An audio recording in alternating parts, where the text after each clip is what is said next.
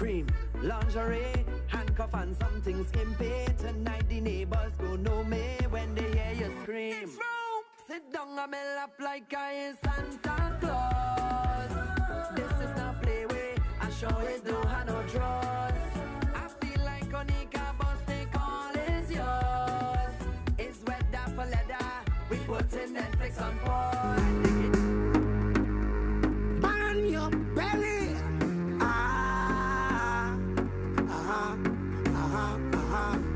Ready now, ready now. Yeah, yeah, yeah, yeah, yeah, yeah. Hear me now. I never bad mind nobody yet. I never fight down nobody now. I never try stop nobody breath. That is not in my nature, no, no, no. I never see people with them things and vex them of it, especially when they work hard for it. But it have some people, soon as they walk through your door, they put a stumbling block in your road, your road, your road, your road, your road, your road. They practice evil, they think we don't know. And some of them close, they close, they close, they close to you. I'm telling you, enemies from the borderline. We not blind, we don't fuck them long, long time. Yes, enemies on the borderline, enemies from the borderline. So remove yourself, burn your belly.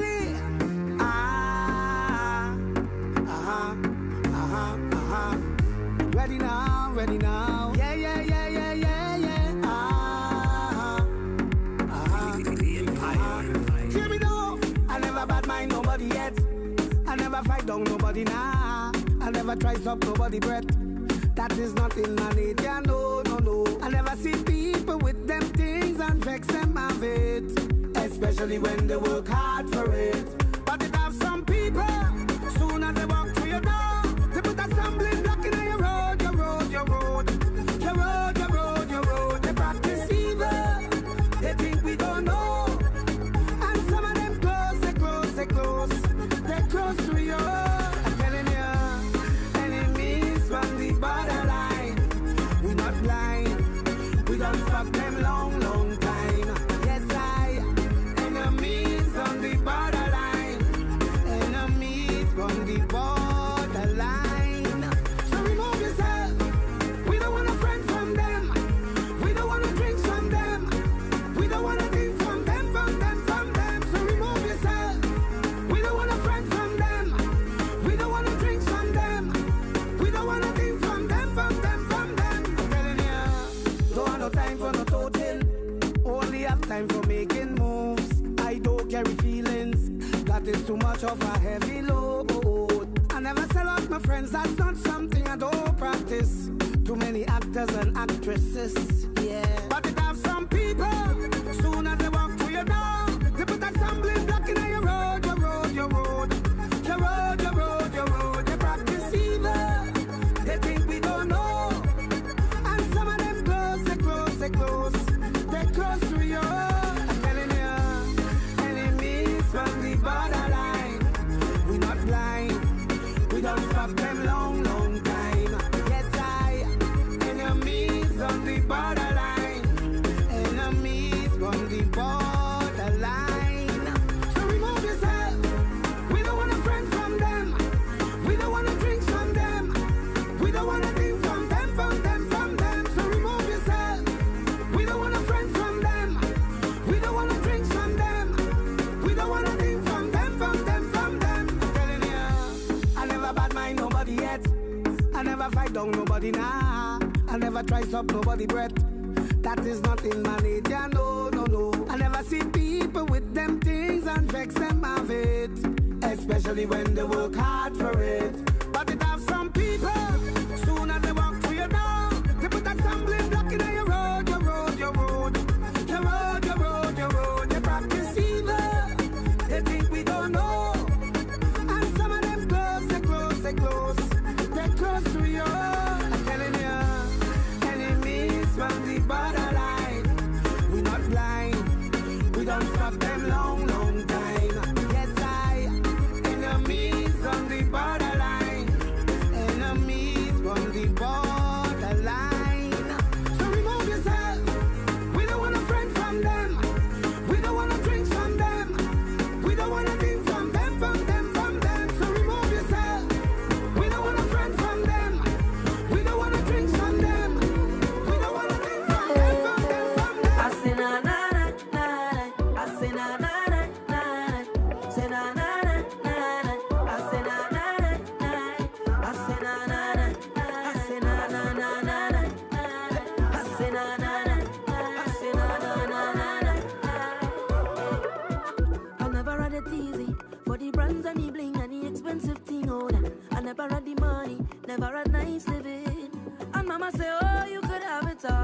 just work hard for yours. I say, Mama, you know I work hard for sure.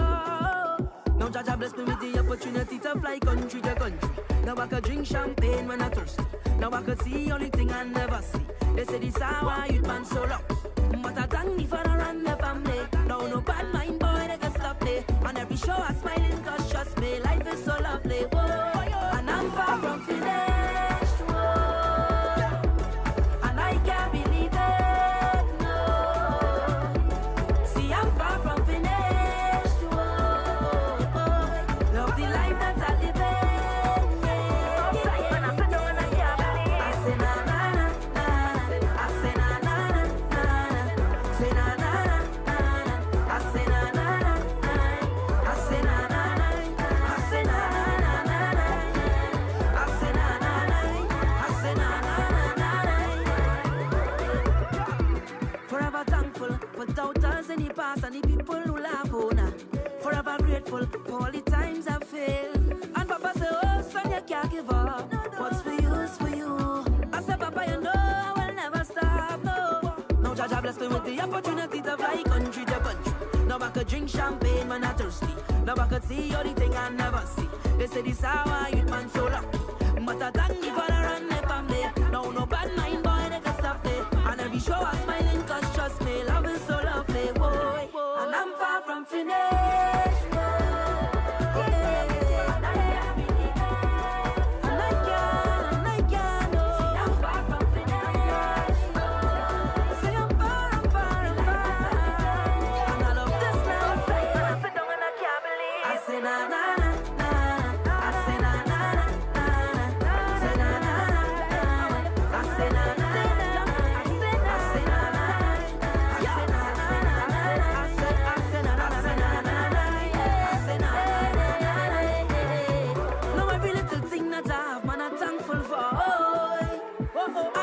Material thing cause I come from far, oh. So every little thing that you have, be grateful for, oh. And we don't chase material thing, no, no, no, no, I'm far from finished, whoa. I'm so far, so far now, no. And I can't believe I'm far from finished, whoa. I'm so far, so far now. I love this life, I love this life, yeah.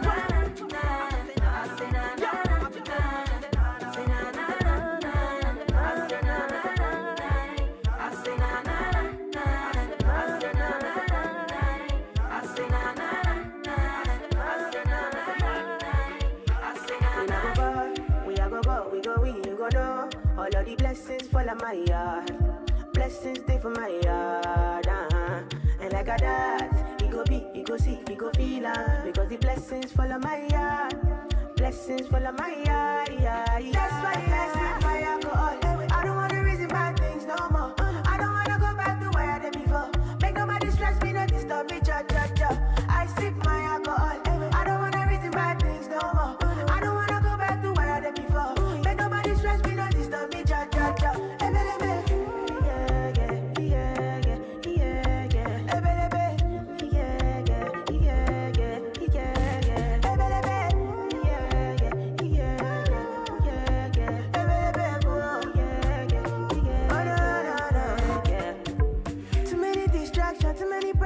I finna run away, but I will go solve them. Too many bad men and not enough friends. Lord save me, don't wanna lose my conscience. I just wanna dance under the sunset. Make nobody stop my enjoyment, oh.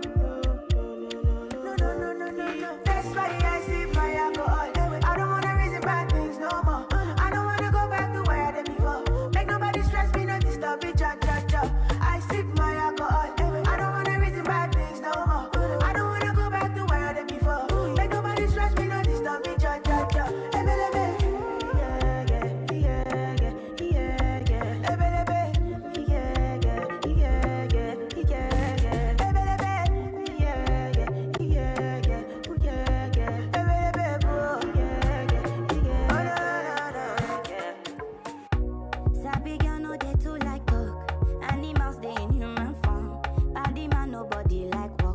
You must hustle if you want job. You no finish, they won't fight us. If them they run, them no fit catch up. I know they form say I too righteous. No con they form say you too like us.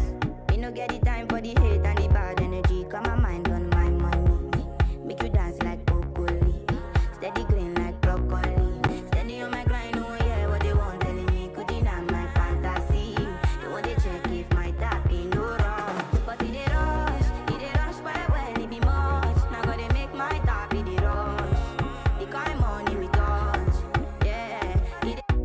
Sabi girl no they too like talk. Animals they in human form. Body man nobody like walk. But you must hustle if you want job. You no finish they won't fight us. If them they run them no fit catch up. I know they form say I too righteous. No con they form say you too like us. Me no get the time for the hate and the bad energy. Got my mind on my money. Make you dance like broccoli. Steady green like broccoli. Steady on my grind, oh yeah, what they want telling me. Could deny my fantasy. They want to check if my tap in no wrong. But it rush well, it be much. Now gotta make my tap in the rush.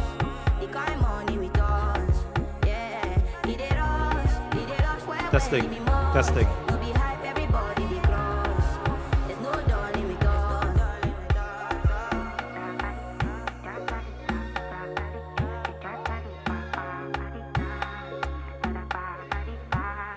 Just for me jack butter, I dey go Ghana. You never thought you dey from papas. Which kind money we never see before. Cause hello me, got me feeling I'm the one. Ajay.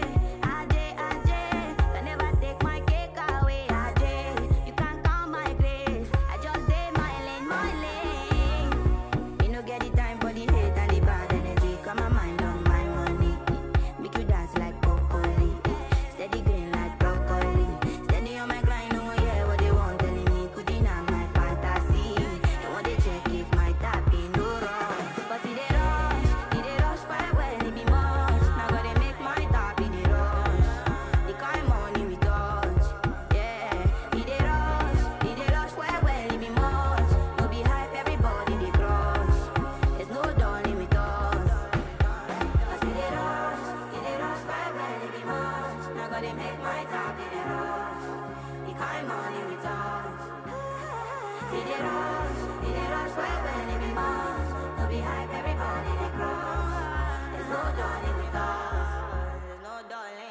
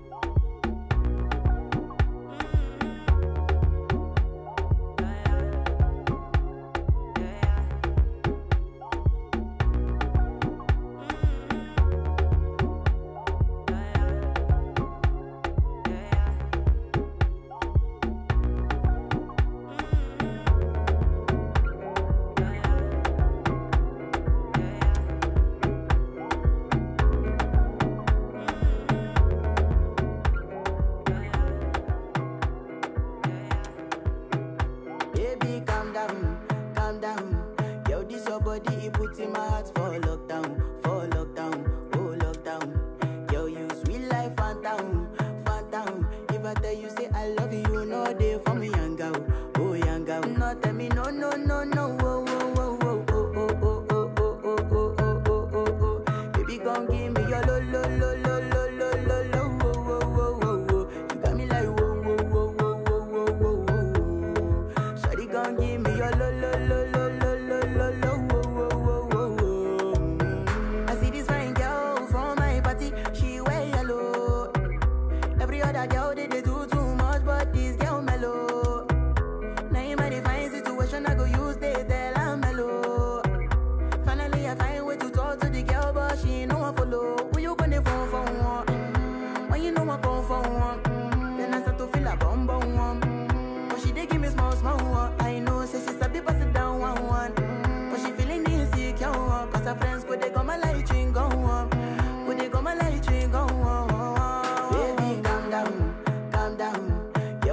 body, you put in my heart for lockdown, oh lockdown. Girl, you sweet life, phantom. If I tell you say I love you, no day for me, young girl, oh young girl. No tell me no, oh, oh, oh. Baby, come give me your lo. You got me like whoa. Shawty, come give me your lo.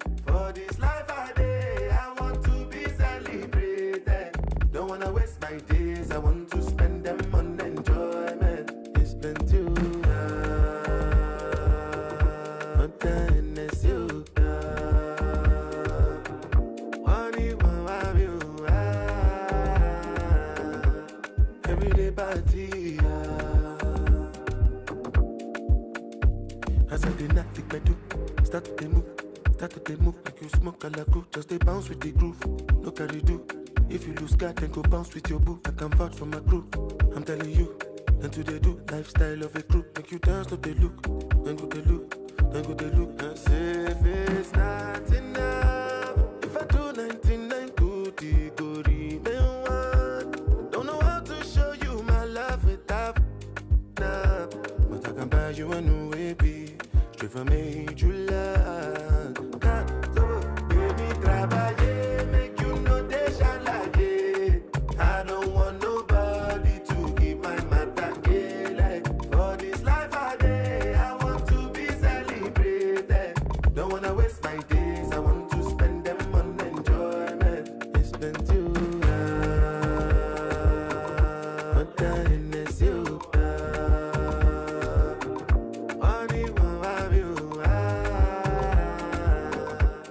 Everyday party.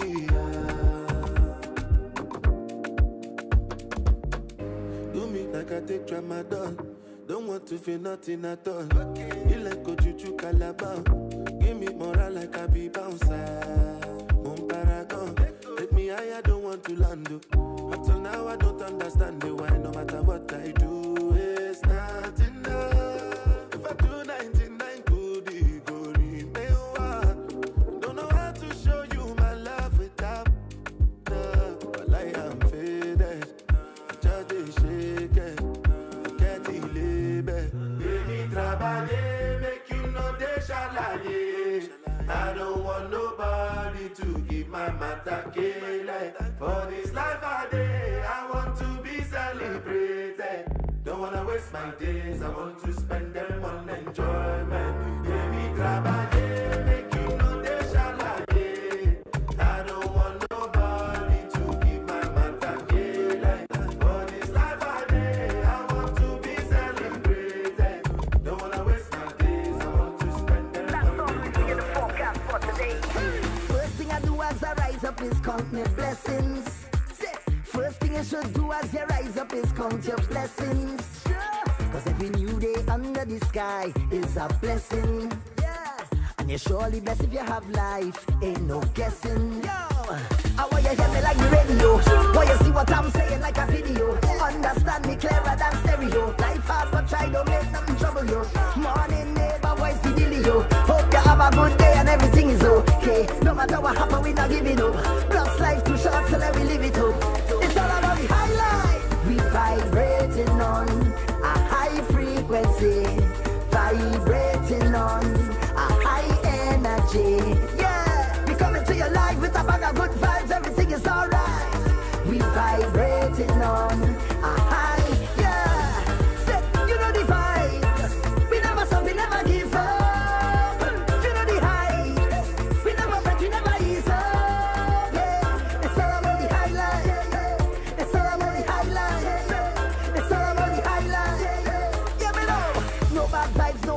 have no time for stressing. Yeah, and the L is no longer a loss, a L is a lesson. It's a no profit in studying people business, so why you investing? What a next man do with his life can't be that interesting. Hey, I want you hear me like the radio. Want you see what I'm saying like a video. Understand me clearer than stereo. Life hard but try to make nothing trouble you. Morning neighbor, voice the dealio. Hope you have a good day and everything is okay. No matter what happen, we not giving up. Plus life too short, so let me live it up. It's all about the highlight. We vibrating on a high frequency. Vibrating on a high energy. Yeah, we come into your life with a bag of good vibes. Everything is alright. We vibrating on a high. Yeah, say, you know the vibes. We never stop, we never give up. You know the heights. We never break, we never ease up. Yeah, it's all about the highlight. It's all about the highlight. It's all about the highlight. Yeah, you know the vibes. You know the heights. Say, you know the vibes. Hold on. You know the heights. Yeah. You know the vibes. You know the vibes. You know the heights. You know the heights. You know the vibes. I want to express it. You know the heights. Can I say what I want to say? I want to say what I want to say. Can I say what I want to say? I really want to say it. People don't know ya, but they won't judge you. They talking about ya. Must be something about you. Smile in your face and talking you bad and making up things that far from the facts. Why you talking and talking and talking about me? I'll be pressing on, doing my thing. I'm telling you, please don't judge me. God don't put you to watch me. He don't like ugly, so tell them keep their eyes off me.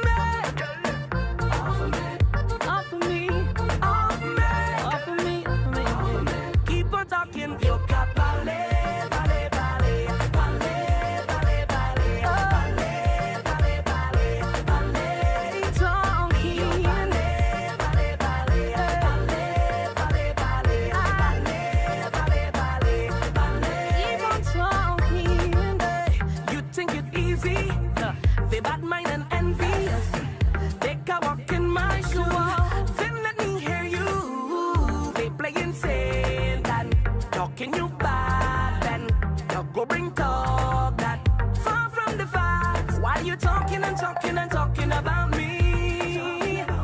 I'll be pressing on, doing my thing. I'm telling you, please. Good evening, ladies and gentlemen. Good evening, Sangre Grande. We are going to commence in a few minutes, so I'm asking everyone outside to kindly take your seats, and even those at the back, if you could just come a bit to the front and just fill up the seats in the front as well too if you can. Okay? Something on my chest, I want to express it. Let me ask you a question. Can I say what I want to say? I want to say what I want to say. Can I say what I want to say? I really want to say it. People don't know ya, but they won't judge you. They talking about ya. Must be something about you. Smile in your face and talking you bad and making up things that far from the facts. Why you talking and talking and talking about me?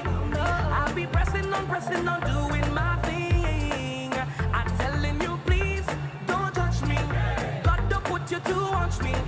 He don't like ugly, so tell them keep their eyes off me. Off me, off me, off me, off me. Keep on talking, you got ballet, ballet, ballet, ballet, ballet, ballet, ballet, ballet, ballet, ballet, talking, ballet, ballet, ballet, ballet, ballet, ballet, ballet, ballet, ballet. Keep on talking. You think it easy? They bad mind and envious. Take a walk in my shoes, then let me hear you. They play insane and talking you bad, and they'll go bring talk that far from the facts. Why you talking and talking and talking about me? I'll be pressing on, doing my thing.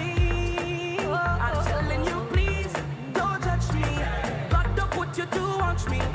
He don't like me, so tell them keep their eyes on me. Off me. Keep on talking. You got ballet, ballet, ballet, ballet, ballet, ballet, ballet, ballet, ballet. Hear them talking. Ballet, ballet, ballet, ballet, ballet, ballet, ballet, ballet, ballet. Keep on talking. Can I say what I want to say? I wanna say what I want to say. Can I say what I want to say? I really wanna say it. At the back of your mind, you want to say this sometimes. Let me say what I want to say. I really wanna say it. I'm begging you, please don't judge me. Bring talk that far from the facts. Why you talking and talking and talking about me? I'll be pressing on, doing my thing. I'm telling you, please don't judge me. God don't put you to watch me. He don't like me, so tell them keep their eyes on me.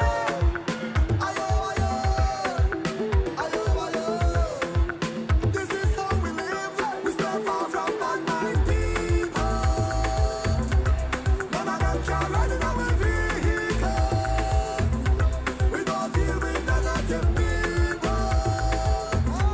We are clean, we don't mix with evil. No, no, no, no, no, no, no. Tell them stay far, far away. Tell them stay far away from me. Think we foolish and think them smart. We know them face and them description, but we don't know their heart and their intention. So keep your bad vibes far away from me. Give me the positive vibes, we gon' keep it. Keep your negative vibes, we don't need it. Keep your bad vibes far away from me. Tell them we too wise, we don't spot the jealousy in them eyes. Problems, yes. Get away, my time. Yeah, yeah, yeah, yeah, yeah. Okay. They can't treat me again like one time. No, no, no, no, no, no, no, no, no. We stay far from bad mind people. None of them can ride in our vehicle. We don't deal with negative people. We are clean, we don't mix with evil. No, no, no, no, no, no. No. I want they want. I want they want from me. Every day they put we in them thoughts. The Almighty don't bless me, tell them one day thing that they can't stop me. So keep your bad vibes far away from me. Give me the positive vibes, we gon' keep it. Keep your negative vibes, we don't need it. Keep your bad vibes far away from me. Tell them we too wise, we don't spot the jealousy in them eyes. Problems, run away, bad man. Yeah, yeah, yeah, yeah, yeah. They can't treat me again like one time. No, no, no, no, no, no, no, no, no. We stay far from bad mind people. None of them can ride in our vehicle. We don't deal with negative people. We are clean, we don't mix with evil. No, no, no, no, no, no, no. Ayo, ayo, ayo, ayo, ayo, ayo, ayo, ayo, ayo, ayo, ayo. This is how we live. We stay far from bad mind people. None of them can ride in our vehicle. We don't deal with negative people. We are clean, we don't mix with evil. No, no, no, no, no, no, no. Tell them stay far, far away. Tell them stay far away from me. Think we foolish and think them smart. Ladies and gentlemen, We know them face and I am them kindly description, asking everyone to take their seats. We will commence very shortly. The Prime Minister is here and he's just getting prepared. And as soon as he comes in and takes his seat, we will commence our conversation series installment today.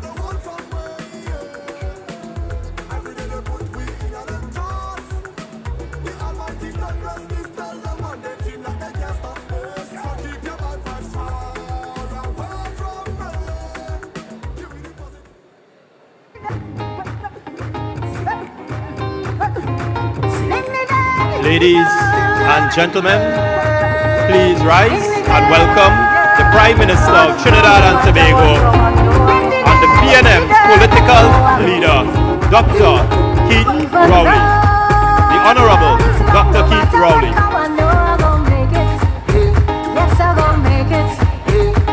Even though the road is long, no matter what come, I know you'll make it. Yes, I will make it. Remember the days of tossing water, anytime that you have to bid. But when people pass and they see you, oh my Lord, used to feel that shame. Wondering if this lasts forever, wondering when you will feel proud. Thank you, ladies and gentlemen, and a very special welcome to Dr. Rowley here.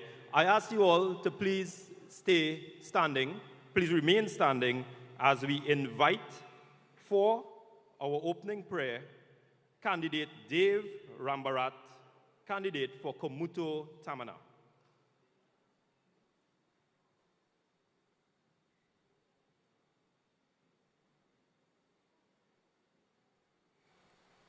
Good evening.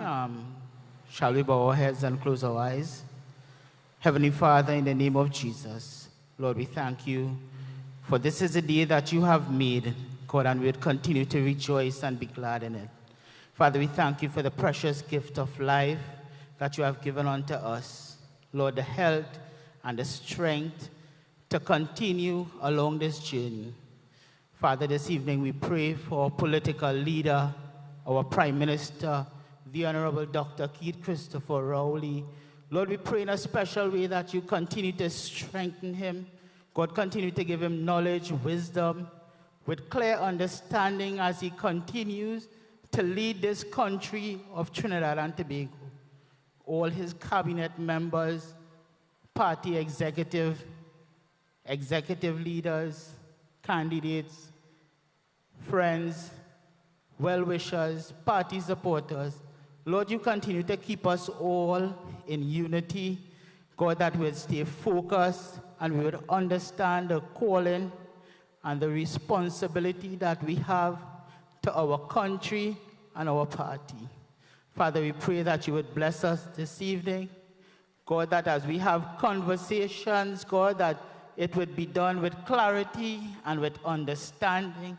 God, we pray that, God, that your Holy Spirit would rule and reign in this atmosphere. In Jesus' name, amen. Ladies and gentlemen, my apologies. I would just ask you all to just rise again and remain standing as we play the national anthem of Trinidad and Tobago.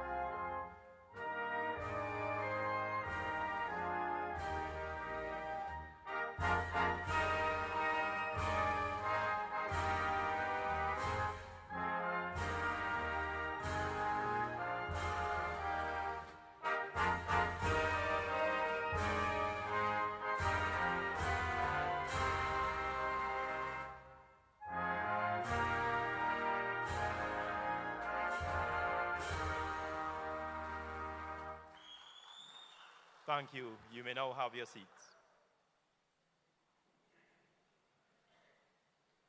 Ladies and gentlemen, the residents of Sangre Grande and surrounding areas, let me welcome you to this yet another installment of Conversations with Dr. Rowley.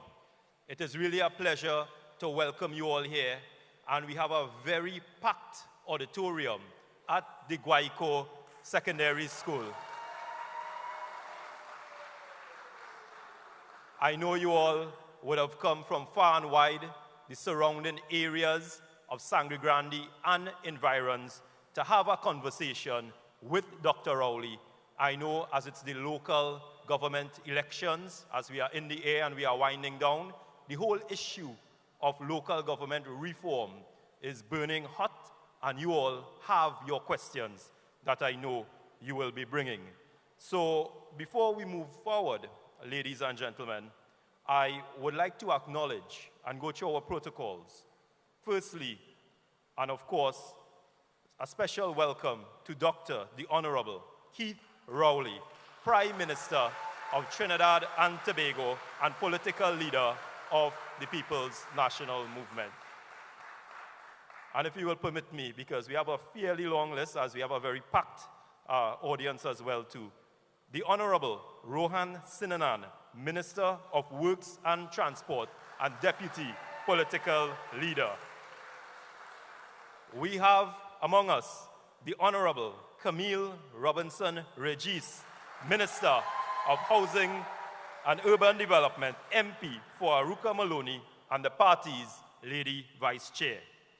Our resident MP, the very hard-working, the Honourable Roger Monroe, MP for Toko, Sangre Grande.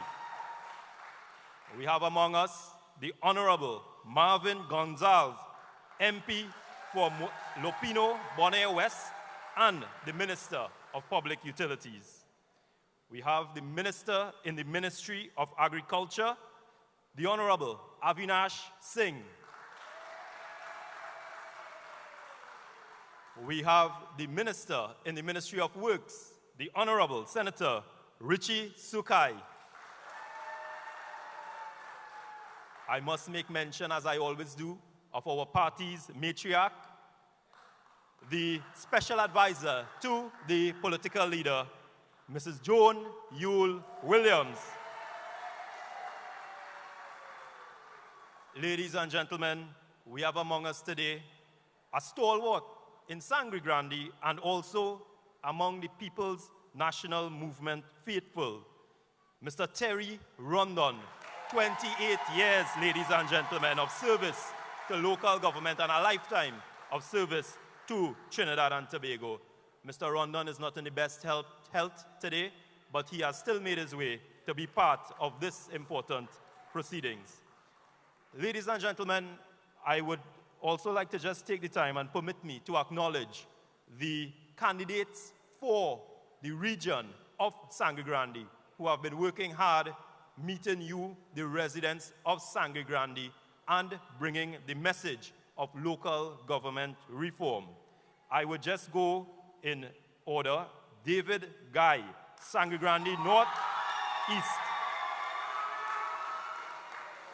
Dave Rambarat, Kumuto Tamana.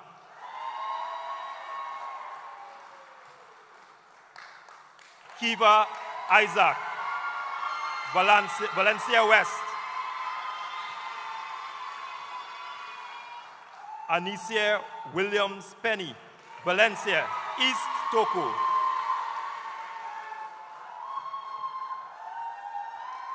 Darren Buchun, Sangre Grande South.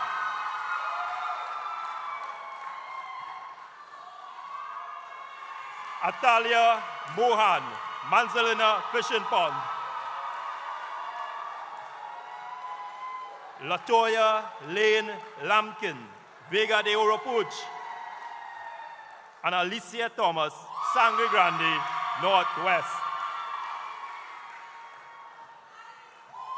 Ladies and gentlemen, these are the candidates who are offering themselves to you for this local government election in Sangre Grande, bringing the message of local government reform. Thank you, ladies and gentlemen, for permitting me that extensive protocols listing there. So this conversation series, ladies and gentlemen, of Sangre Grande and environs, and also to the listening and viewing public in wider Trinidad and Tobago, commenced under Dr. Rowley as Prime Minister as a means of making himself accessible to you and also listening to the views of you, the citizens of Trinidad and Tobago. It's also a means of providing insight into the many initiatives, plans, programs, and policies of the government. And more importantly, it aims to answer those burning questions from you, the citizens of Trinidad and Tobago. And based on this packed auditorium and the crowds that I still see outside, you have come, Sangre Grande, with the questions seeking clarity. So yes, you will have the opportunity to ask those questions to get clarity, because ladies and gentlemen, not only that, we live in a world and we exist in a world where on the traditional media, on the social media, there's a lot of misinformation and there's a lot of fake news and false news. So it is very important in a forum like this, if you are confused about something, you have the Prime Minister here, you have many members of cabinet who are also here. I know Dr. Rowley often calls upon them to answer questions as well. So you have your opportunity. Today is yet another installment of this conversation series where we discuss the topic of the day. And the topic of the day, ladies and gentlemen, is local government reform. We are in the season of a local government election, and the message that the government and the party is bringing to you is a message of local government reform. What does it mean? How does it impact you, the citizens of Trinidad and Tobago? How does it impact you where you live and where you reside? And most importantly, what is the connection with this local government election? So ladies and gentlemen, our series today will be structured, and I will briefly go over this format. Dr. Rowley will make an initial presentation on local government reform. Today though, we actually have, as you can see with the screen, a brief video presentation on local government reform. So we will present the video and Dr. Rowley will commence his initial presentation. That presentation should be sufficient to stimulate your minds and to generate questions and your curiosity to be clarified. Most importantly, we are hoping that we are able to generate a conversation with you, Sangre Grande, with you, Trinidad and Tobago, and Dr. Rowley, the Prime Minister. So we will get the opportunity to hear from you, the audience. So at that point, we will switch to a question and answer segment, and I will lay the ground rules for that a little later on. So ladies and gentlemen, without further delay, let me get to the topic of the day. Let me get to the purpose for which we came here, which is to have a conversation with the Prime Minister. So I would like to cue the video presentation, after which I will turn over to Dr. Rowley, the political leader, the Prime Minister, to commence his opening presentation. The following process has been going on in local government for 40 years. You have a problem, a local problem, a pothole, a drain to be cleaned, or overgrown public areas. You take it to your council takes it to the council, agrees to a solution. Council makes a request to the CEO to examine your solution. The CEO sends it to the corporation staff. Both the staff and the CEO do not report to the council. The solution to your problem is then examined. Engineering reports, surveys, estimate of costs. This takes 3 to 6 months or longer. When your solution is quantified, it is returned for the council's approval. The solution is then sent back to the CEO, where it begins its journey to the permanent secretary in Port of Spain for processing, and it takes months to be acknowledged. The permanent secretary then sends it to the ministry's projects unit for review, and may even query aspects of your solution. If they approve, it is sent to the finance and accounts unit to determine if there is enough available funds to pay for your solution. If funds are available, it is sent back to the projects unit with a confirmation and returned to the PS. It now goes to the Ministry of Finance to again be checked and await approval for a release of funds. When approved there, it then goes back to the PS in the ministry and every single desk it previously touched on its way back to your council.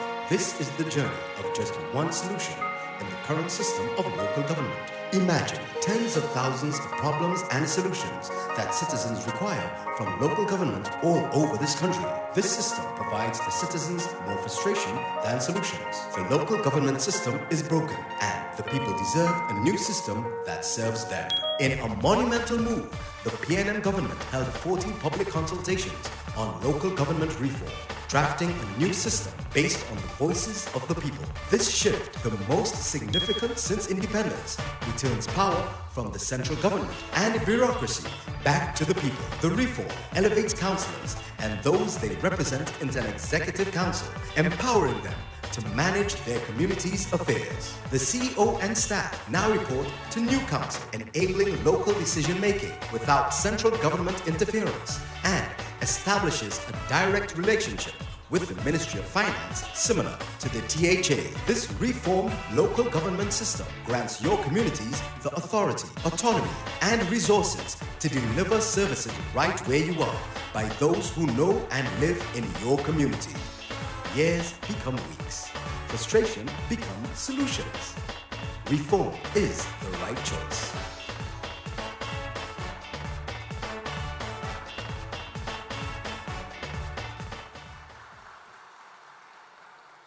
Ladies and gentlemen, I now turn you over to the Prime Minister of Trinidad and Tobago and the political leader of the People's National Movement, Dr. the Honourable Keith Rowley, to give his opening presentation. Good night, ladies and gentlemen, boys and girls. I trust from that round of applause that you would have heard and seen a little more clearly than I have here, because right now I'm just seeing some of you, and I heard some sounds, but I didn't hear the clarity. But I trust that you would have heard. So, ladies and gentlemen, we did start with local government. But permit me to acknowledge my cabinet colleagues, members of the House, members of the Senate, and most importantly, our standard bearers out here in Sangre Grande and the Eastern District. All of them who are tonight, we are so proud to have them out in the field representing the People's National Movement.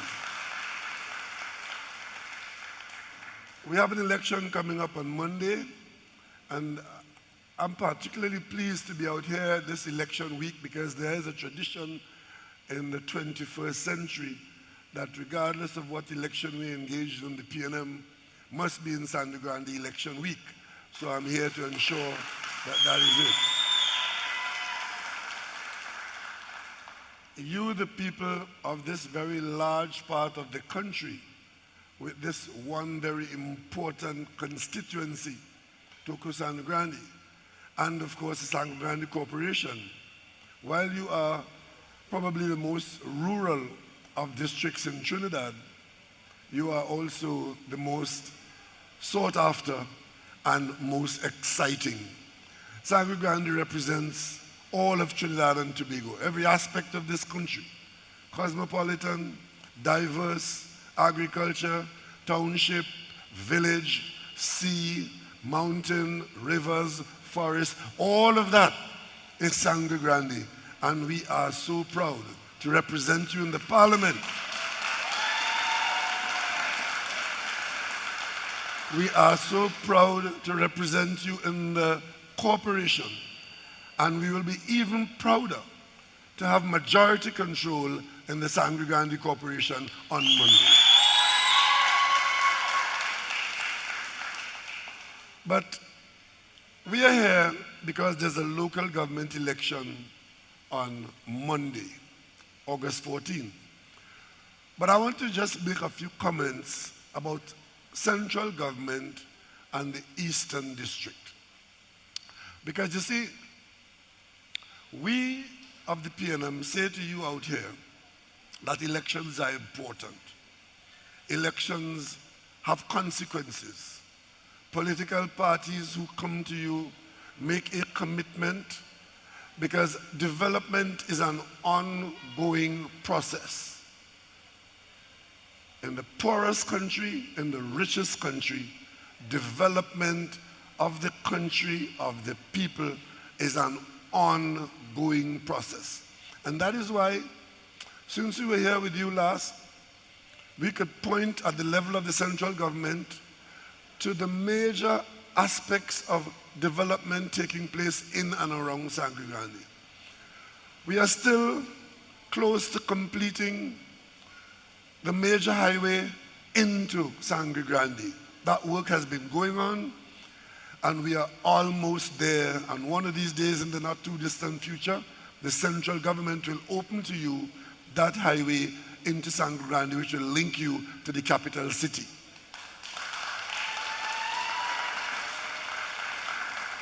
You would also have seen the high quality of road improvement from Valencia to the edge of the Toco Road, because we have embarked upon a commitment to bring high quality road access all the way into Toco.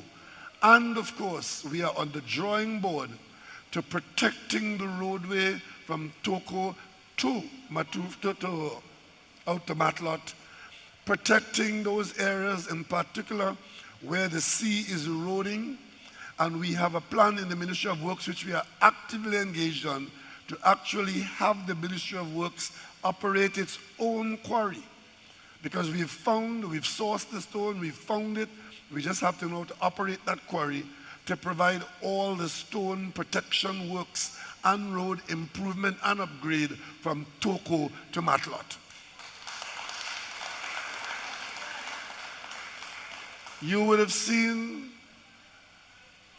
those of you who have been inside of Sangre Grande, you would have seen us in the process of constructing the nation's newest hospital, which is to be completed during this year, 2023, a brand new Sangre Grande hospital.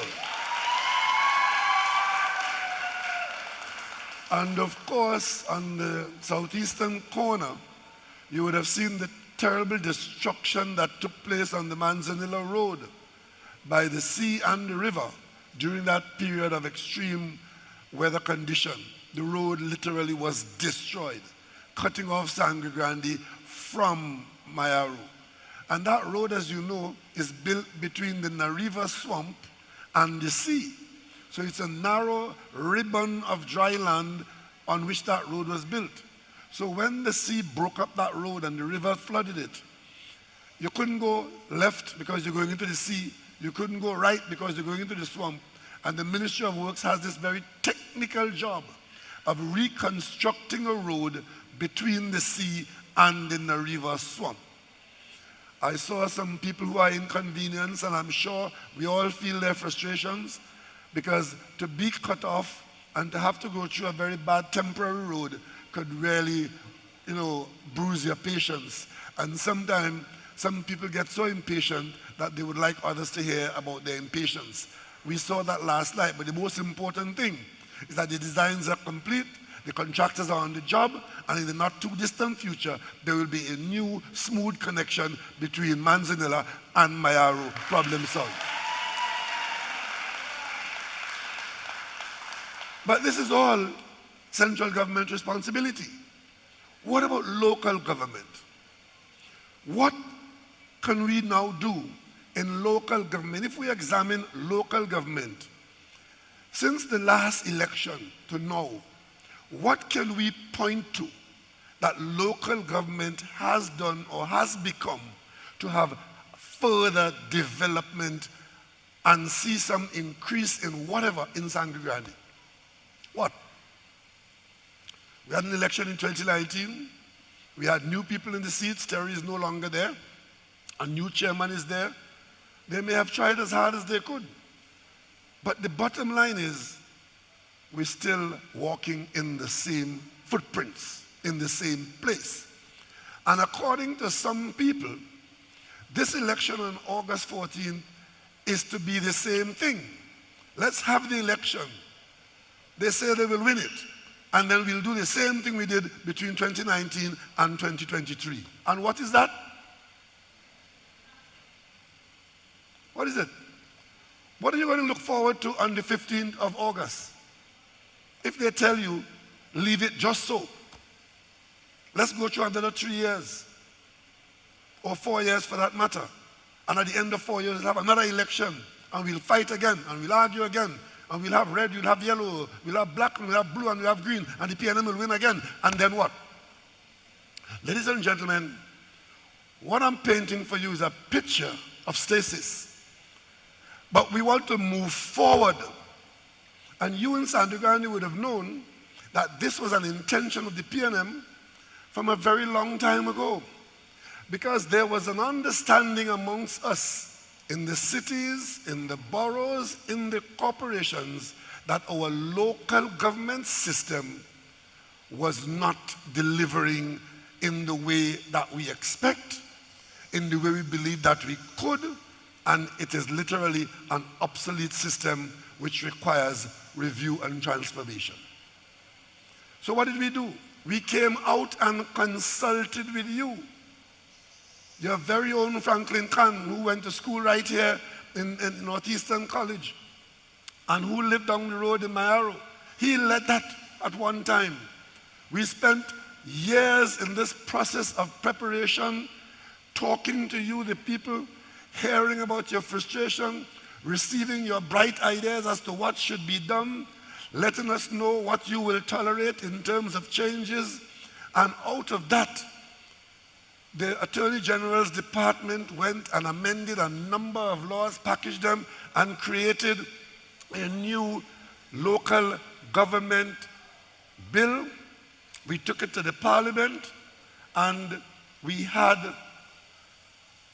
a committee, looked at it, we brought it to the Parliament, and of course, as is to be expected, even though during the consultation, a lot of the UNC persons, leaders, practitioners in local government, they supported and advocated that we bring about this local government reform that the consultative period indicated should be the next action of the government. They're all there. We have 7 corporations where the PNM has the majority. There are 7 corporations where the UNC has the majority. But during the consultation process, we were virtually lockstep in Trinidad, where the majority view was that local government reform is what is required. So, why it wasn't supported in the Parliament by the UNC is for them to explain. But fortunately, Sangre Grande, you gave us the majority in the Parliament, and by majority vote, the PNM enacted a piece of legislation to bring about local government reform. The election is now upon us. Not only are our opponents not supporting the reform that we should vote for on the 14th of August, but they are saying that if we make the necessary changes that are required to be made in 2023, and they win the election in 2025, they will reverse it. That is what we're facing.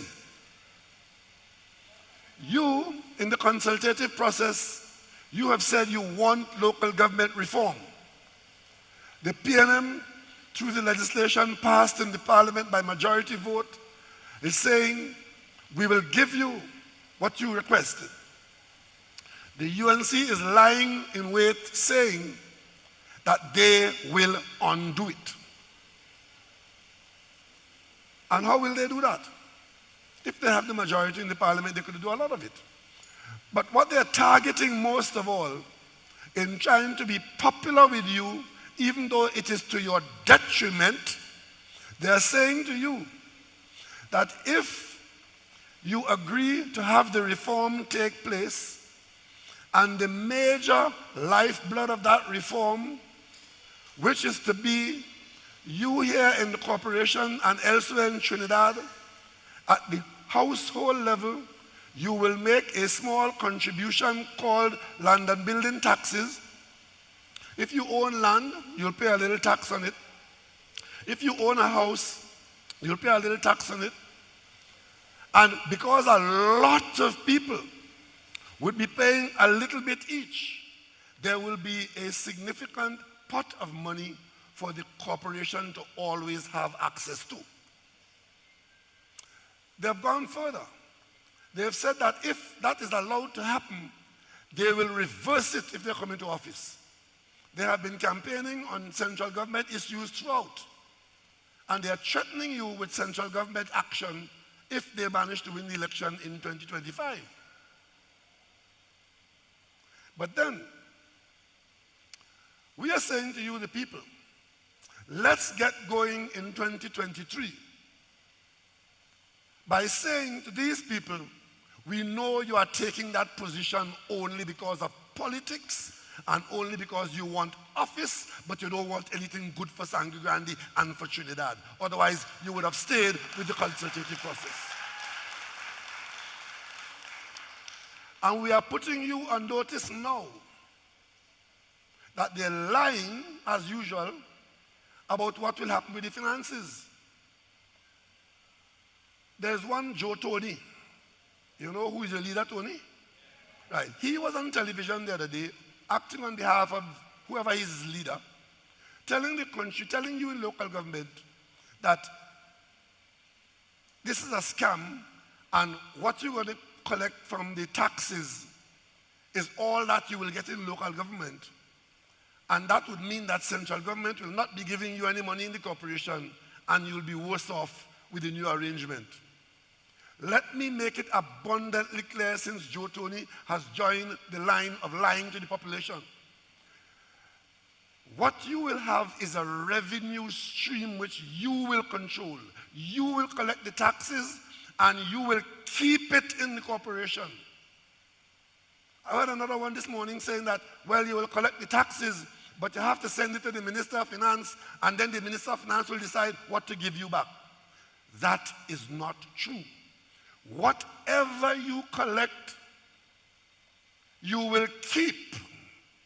And that will only be one aspect of the revenue that will be in the corporation, but it will be the revenue that you control.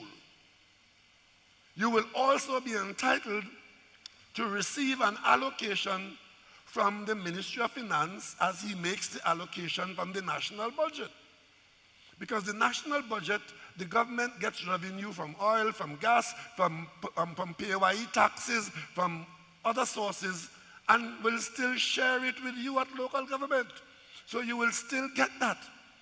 But because you're getting the local taxes and you're getting the central government taxes, you wouldn't be hand to mouth on any one day where if there's a pothole on a street, or if there's a field to be cut, or any other immediate small works to be done, that you will not be able to do it. You will be able to do it on an ongoing basis.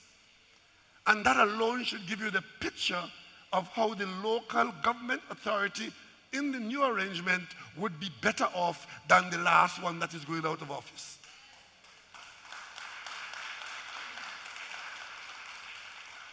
And those are the undisputed facts. But because they have misbehaved in the parliament, because they have chosen a campaign of lies and misinformation, they cannot do the easy thing and say, yes, both opposition and government in Trinidad and Tobago are engaged in this whole transformation, and they have to find something to say. This is not only local government reform, it is local government transformation. You're transforming the corporation from an entity that could only tell you about what they can't do to one that will have the ability to show you what they can do because you have made that significant change. Ladies and gentlemen, this political football of property tax, which, as they are threatening now, if you make the transformation, they will reverse it if they get into government. They did that in 2010. And between 2010 and 2015, they played politics with the country's revenues and refused to collect the tax. But when they were leaving office in 2015, just before you kick them out, they abandoned and annulled they gave an amnesty. They ended the amnesty in 2015.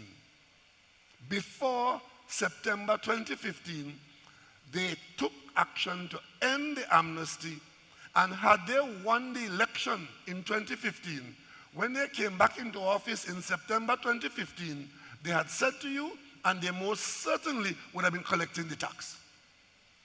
We came into office on September 8, 2015.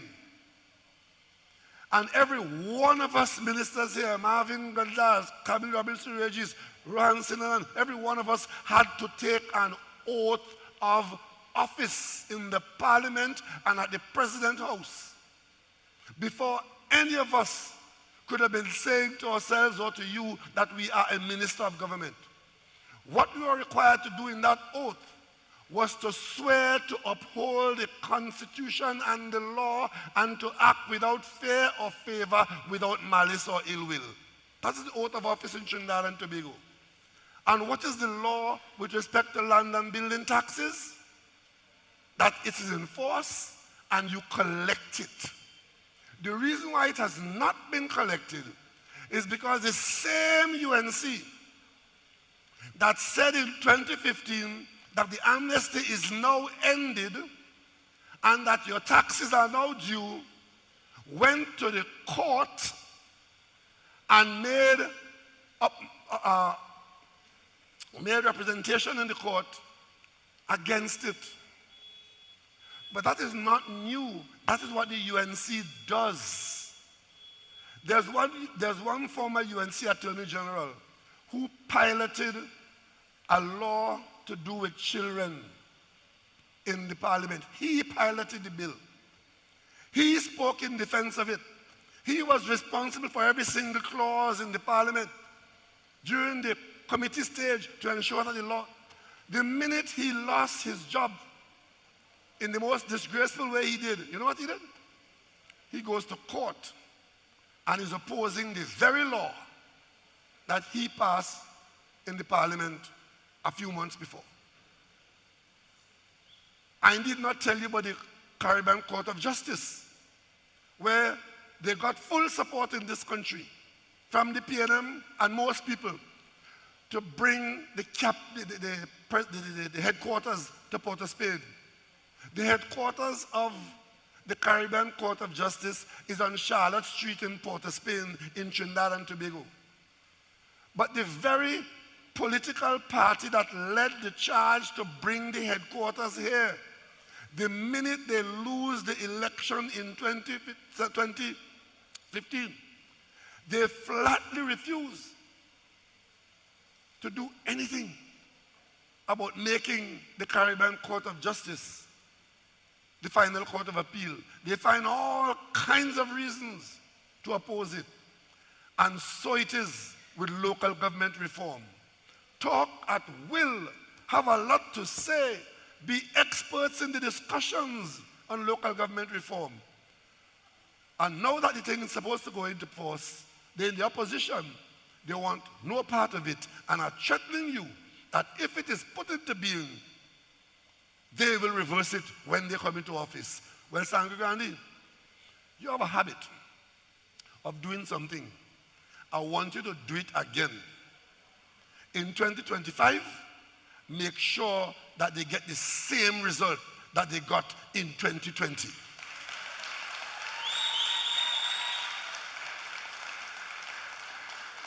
Because they told you what they're going to do. They're threatening to reverse your development. Local government reform, if it is to benefit any corporation in this country, should benefit Sangre Grande Corporation more than any other.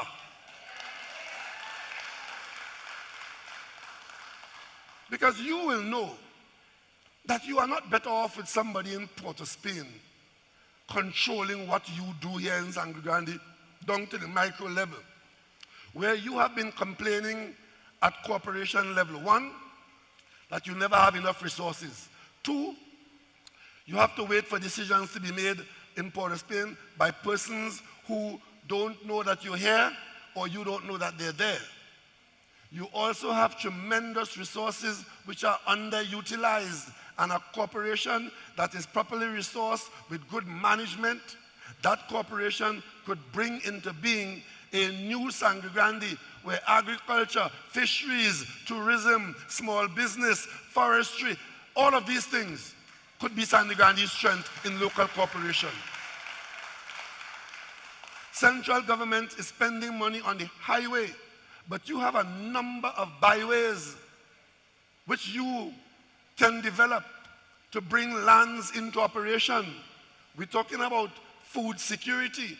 This corporation, more than many others, is in a position to get involved in food production in such a way that you will contribute significantly to the nation's food security, because you have the land, you have the water, you have the forest, you have the sea. You are to be a food basket in Trinidad and Tobago. But you need a local government body that is modernized, that is transformed. And more than that, you need to put people in local government who are not going there to provoke the police. As I speak to you now, among the outgoing members on the other side are 3 people, one of whom was arrested and 2 others the police interested in for skullduggery with the little money you all have in Sangre Grande. 3 out of how many? Is 8 seats, right? We have 3. They have 5. 3 out of 5 is how much? Yeah? It's the majority. So the majority of the UNC people in the corporation in Sangre Grande are police subjects. Police interested in them. What you want them for? To go back and hide their tracks, to continue their misconduct and their shameless behavior? Well, you know, they say monkey see, monkey do. What you're seeing in the corporation here and that behavior is what they see at the parliamentary level. So they believe if mama could do it, and papa could do it, and uncle could do it, right? They could do it too. And I'm saying to you, the voter in Sangre Grande, you have no interest in that. You have no interest in them because they have no interest in you except in what you have in the little kitty there. So when you go to vote on Monday, do not vote back any of those people that let them go and spend the time with the police. Let them go and spend their time with their bail. This is serious time, it's serious business. We have given you most excellent candidates, people from your community of the highest caliber, people of integrity, good quality personnel. Vote for them, vote PNM. So in Tokos and in Sangre Grande Corporation, we're starting with that. We're talking about new management, we're talking about house cleaning, we're talking about people who will not see your assets as belonging to them insofar as they have to be talking to the police. And if it was this corporation alone, you could have said it was an accident. Remember Mayaro? Remember the chairman of the Mayaro Corporation? Who was charged, and one here in Sangre Grande was charged.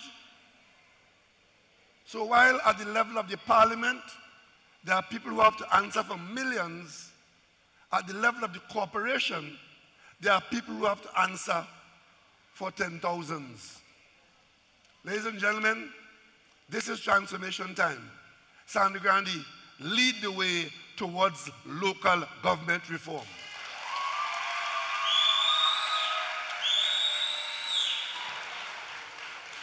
Thank you, Dr. Rowley.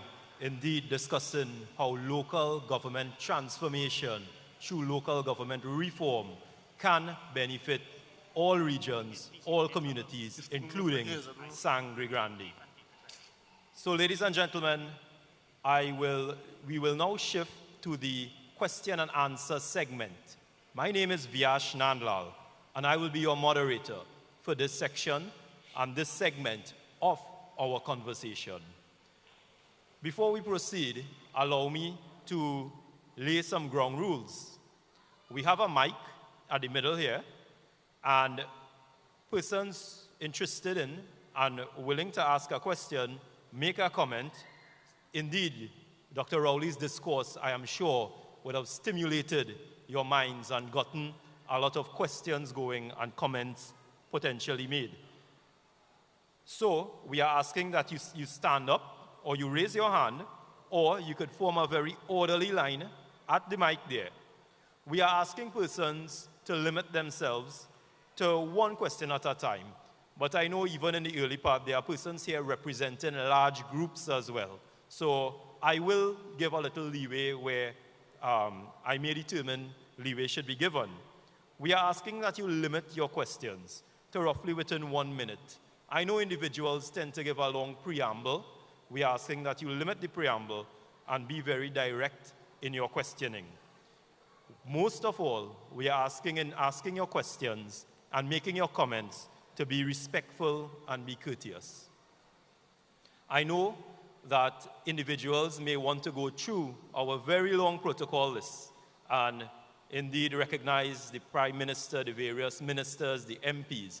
Simply saying all protocols observed will suffice. We are also asking that you give your name and your location, whether it be by region or constituency, as you come up to ask your question. And also if you represent any organization that you recognize and identify that organization. So ladies and gentlemen, as we go forward, we also ask that this is really a forum, a conversation to discuss local government reform, local government transformation.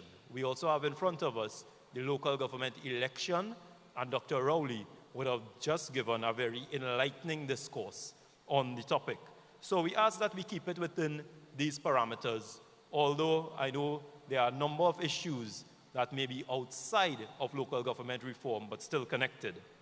So with that being said, ladies and gentlemen, I open the floor now to questions, comments, and any interaction so we could commence this conversation with Dr. Rowley. I see we have someone at the front there already. So you could state your name and location. Pleasant good night. My name is Neil Joseph from Sangre Grande South, Komoto Manzilina constituency. And my first question to the Prime Minister is, seeing that we're getting closer and closer to outrule local government reform, and in this region, young people, the rate of the young persons unemployed, how will this impact the young people in terms of jobs in the community? I know that there's a Ministry of Youth National Service that you put there, but how we intend to deal with the unemployment at the youth level? Well, the first thing is that if we are going to do the transformation that we are speaking of, that we are committed to, that will take place, it will be to bring about improved management. And for there to be improved management, the new structure in local government will require some additional skills. So let's start with that. There will be the need for some broadening of existing skills, some deepening of existing skills, and for introduction of new skills. There also would be opportunity for the corporation to do more than it is doing now, which is taking more responsibility And as the corporation takes on more responsibility in this process of devolution of responsibility from central government to local government, you would need more people to discharge those responsibilities that the corporation is now taking on. And what will come to the corporation as well are the resources from central government to allow you to take on those new responsibilities. For example, let us suppose that the new transformed Sangre Grande Corporation, well set, structure in place, and enters into an arrangement, or by MOU or by cabinet devolution, says that the Sangre Grande Corporation will be responsible for school maintenance throughout the corporation. You know what that means? It means that from the high school in Matlot all the way down to the south of this corporation and all the schools in this district, somebody in the corporation would have to be managing that arrangement. Somebody will have to be there to ensure that the goods and services and the procuring of small contractors to do that maintenance is there. And the people who will carry out that maintenance are either going to be corporation workers or contractors workers, because you are now going to be doing something which the corporation was not doing before. Right now the corporation does not maintain schools. So if a toilet is clogged in Matlot, who goes up there and fix it? Who has the ultimate responsibility? It's the Ministry of Education in Port of Spain. And you could imagine the rigmarole between Port of Spain, past Arima, to come to Sangre Grande, to make your way up to Matlot, if somebody has to do an inspection before a commitment to a funding. If there's a landslide on the road somewhere, on a side road somewhere, you're not sure if it's the Ministry of Works. In fact, nowadays, all roads call on the Ministry of Works, which is not really how it's supposed to be. The Ministry of Works is really supposed to be responsible for main roads, right? And through access.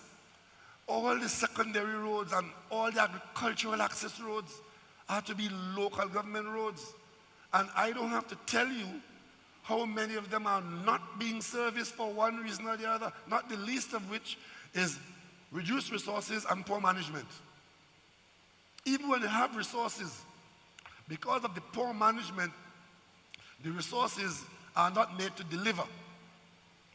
So if you have improved management, proper auditing, and a flow of resources, then you can address those issues. So I see in all of that, and I will just give you one example. I can give you another example. Let's take afforestation. This Sangre Grande Corporation could, by policy, set about to say every year on lands, either state lands or on private lands which we'll enter into arrangement with, we will plant 100 acres of cultivated forests called agroforest. Means that you have seedlings, so you're going to have a nursery where you produce the seedlings of apple, mahogany, cedar, pine, whatever. And you hire people, not in an ordinary make-work program, but in a program of support where they do the work, but they produce the seedlings. And you set about to plant 100 acres for the year. At the end of the year, you should be able to show 100 acres of mahogany. 5 years later, you should be able to show somebody 500 acres of forest. By the time that forest gets to 15 to 20 years, it's worth its weight in gold. Not to mention all the hillsides that you will retain, all the bushfires that you will not have, because you'll be protecting the forest, and of course it's an asset that grows and increases and improves. In the meantime, providing valuable and good jobs for people who the corporation is supporting. So you get involved in that. I didn't mention teak, but that's one of the more popular species that we have had an example of. We have teak forests in this country that were planted in the 1940s. which today they're being harvested over and over and over. I don't know how many of you know when you cut down a teak tree and it's taken to the sawmill, what you leave that is stump behind, 5, 6, 8 shoots come up. It recouples itself. Once you plant it, when you harvest it, the forest regenerates itself from the stump. That happens only with teak. But mahogany, high quality, pine, we're importing pine now from America and from Venezuela. Paying in US currency. Why can't we plant more pines? We are harvesting some pine in this country. But those pines were planted in the days when people worked for the money they got. We got to go back to that, to do actual work for what you're getting. And at the end of the year, you could point and say, this corporation, during that last year, have done this, have done that, have done the other. That is management, and that is policy. And these are only some of the things that local government can do once you set about to do it with a proper management system in place, proper transparency, and proper accountability. Thank you, Dr. Rowley. I see we have another question here, so you could state your name and location. Certainly. Good night. My name is Wayne Huggins. I'm the president of the Sangre Grande Chamber of Commerce. Welcome, Dr. Rowley, to Sangre Grande. Thank you. It's a pleasure that you're here. This is the best part of Trinidad. I agree with you. Nice. Nice. We are the chamber. I don't know if you know that I spent a number of my formative years in this region. I was the first employee of National Quarries, and I eventually ran National Quarries for years. Nice, nice. So I know what a good Sangre Grande River lime is like. Nice, nice.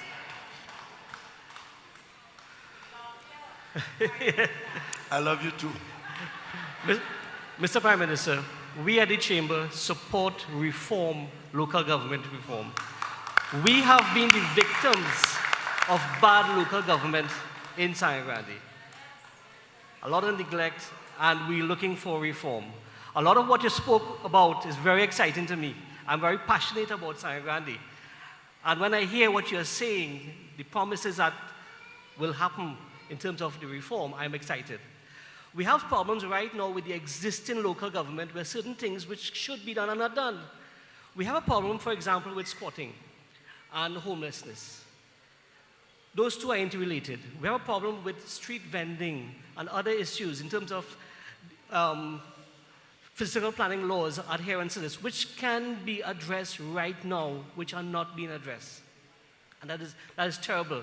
It's taking a toll on all resources and making us poor in this part. So we're looking forward to that. We are very happy with the investments in Sangre Grande. And I'm here with hat in hand to beg for more of that, because we need it to grow our economy here, to get more jobs, to get everything going. Simple things, for example, we need ports, pop-up fishing. We have fishing ports, but we have no jetties. Fishermen still drag their boats up on shore. Those things need to be looked at, for example. We have lots of lovely beaches, but there's a problem with lifeguards.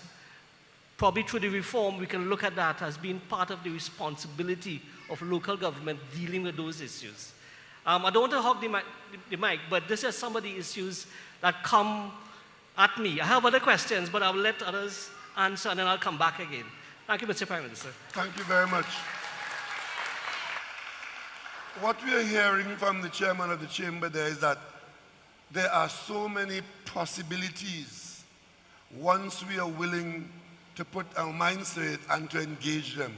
What can we do? And once the corporation is prepared to accept the responsibility, the sky is the limit to what corporations can engage in order to satisfy their burgesses and to improve the quality of life in the district. That's what we're all about. Okay, thank you, Dr. Rowley. We have another question here. Good night, Dr. Rowley. My name is Aisha Ali. I am representing Sangre Grande Northwest. My question will be, from my observation, I observed that Mr. Jack Warner joined with Ms. Kamala Prasad Bissessa and the opposition. I would like to know, if a man with extradition charges is allowed to be in politics.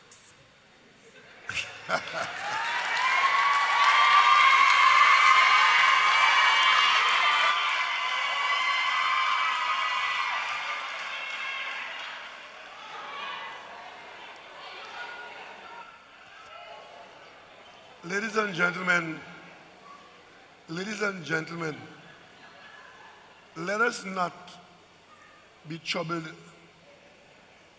by the resurrection of Jack Warner. All that you are seeing there in the shocking reversal of positions between Mr. Warner, the UNC, the leader of the UNC, and so on, that boils down to one simple thing. Jack Warner has some serious extradition difficulties. He wants to be with people who would make a deal that he will not be extradited. So from the time he is able to make that deal,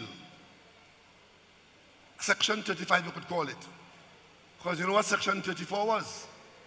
Section 34 was Mrs. Kamala Prasad Bisesa using the parliament, leading as prime minister, a cabinet to amend, to proclaim a law, in fact a clause in a law, in the dead of night, so that people who had extradition problems would escape the court in America. So Jack Warner has the same problem. So who do you expect him to run to? Who will strike a deal with him? Shocking as it is, more than the people who have demonstrated that it is not beyond them to prevent people from going to court by offering them sanction from extradition. They've done it before, and what you're seeing there is them attempting to do it again. My advice to you is to ignore Jack Warner, but keep your eye on the UNC that is prepared to make that kind of deal. Thank you. We have another question here. Again, state your name and location. Good evening, Dr. Rowley. My name is Malaika Rambrat, and today I am representing Komoso Tamina. So I must say, the People's National Movement have some excellent social media pages running, and from time to time, I would see a lot of ads coming up on my pages, and it is portraying reform to be an extremely powerful thing. They are saying that it is the greatest power shift since independence. So what I would like you to do tonight is explain how exactly this is going to improve the quality of life of the people of Sangre Grande specifically. How will it work for us? I must say I missed the main point. You said you saw something. What did you say you saw? Oh, there are a lot of like ads going around, you know, talking about the reform, that kind of thing. So I would like you to explain how it's going to enhance the lives of the people of Sangre Grande, the quality of our lives. Well, what we're trying to do is to educate people that change could bring about improvement and that change is available. This is a conversation with the population, a population that has been quite long-suffering. It's been a long time that we have been saying that yes, we want local government, because local government decision-making at the local level is a good thing for us. And that if we can get what we think local government can deliver, then we are in agreement that it should be done. So those things that you see going around is saying to people, come on board and let us do it now. And what we have been talking about is with us now. What we thought we could have done so many years ago, it wasn't done, it is being done now, or it could be made to be done now. So this is where the excitement is, that come Monday, you should go out there and vote for local government and tell yourself that you are supporting and being part of that change that is going to transform Trinidad and Tobago in a substantial way. Because what is on offer here is central government willing to give up a significant portion of its authority for servicing the country to local government. And that comes with the resources that go with that too. Because if school maintenance of the Matlot School or the Guaico School was being funded from Ministry of Education, and we are saying going forward in 2023, 2024, we will then reconfigure the whole maintenance program and have school maintenance being done by the new transformed Sangre Grande Corporation, then responsibility would have come and resources would have come to Sangre Grande, and with that, opportunity would have come to Sangre Grande. That's what we're talking about. Thank you, Dr. Rowley. I see we have another question here. You can just state your name and location, sir. Shelton Lewis, Guaico Sangre Grande, all protocols observed. Sir, my observation is that over the years, you have had to put up with a proliferation of flagrant verbal abuse and character assassination. You and your entire family. What I'm observing now is that the aforementioned ills have now taken a turn for the worst. It is now clear to me that those on the other side are now embracing violent language and spewing it as their election campaign. I also believe a lot of it is geared towards you. As a concerned citizen, sir, I would like to know how you and your family is coping with this scenario as it unfolds.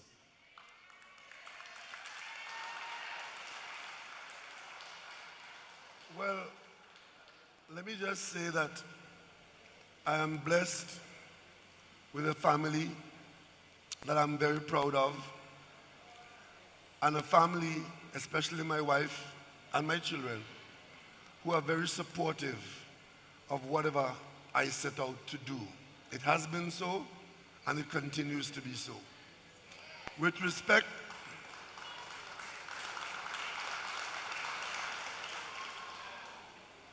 I have been in public life now for very many decades, and as you have said, it seems to be getting worse. I've been in Parliament with Hochoy Charles, I've been there with Basdio Pandey, I've been there with Kelvin Ramnath and Selby Wilson. These are people I was on the opposite side of, but we at least could have had a drink together and talk together and so on. What is happening today is the poisonous hatred that has replaced camaraderie in the Parliament. You see it in the nastiest of personal attacks, because the current population of these people believe that this knockout punch, this slander of an individual, this busting a mark on an individual will destroy such a person. Unfortunately, I have been a target, but on every occasion they've missed the mark.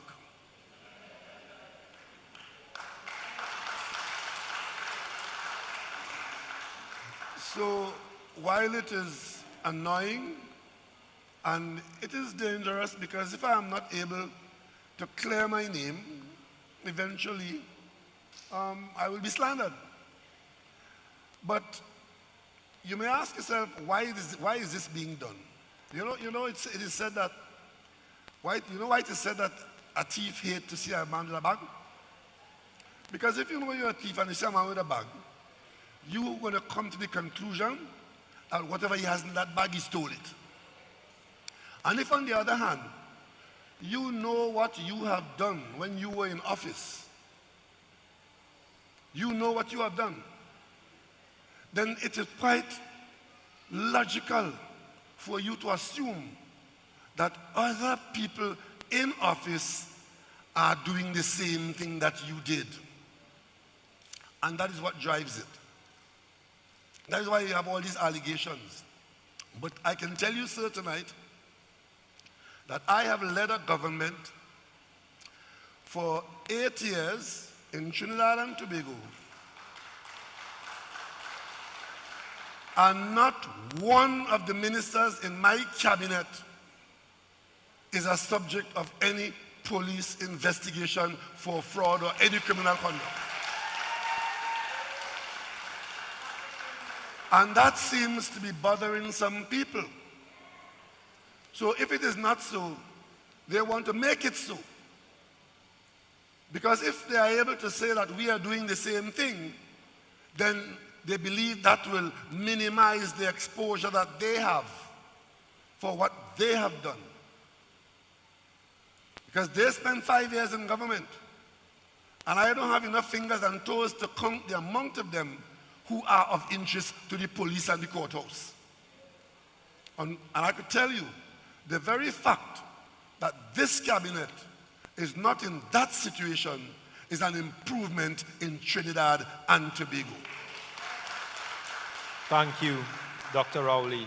I see we have some more questions. In fact, we have a line of questions. So I know we have a lot of eager and inquisitive persons here today. So if you could just give your name and location, ma'am.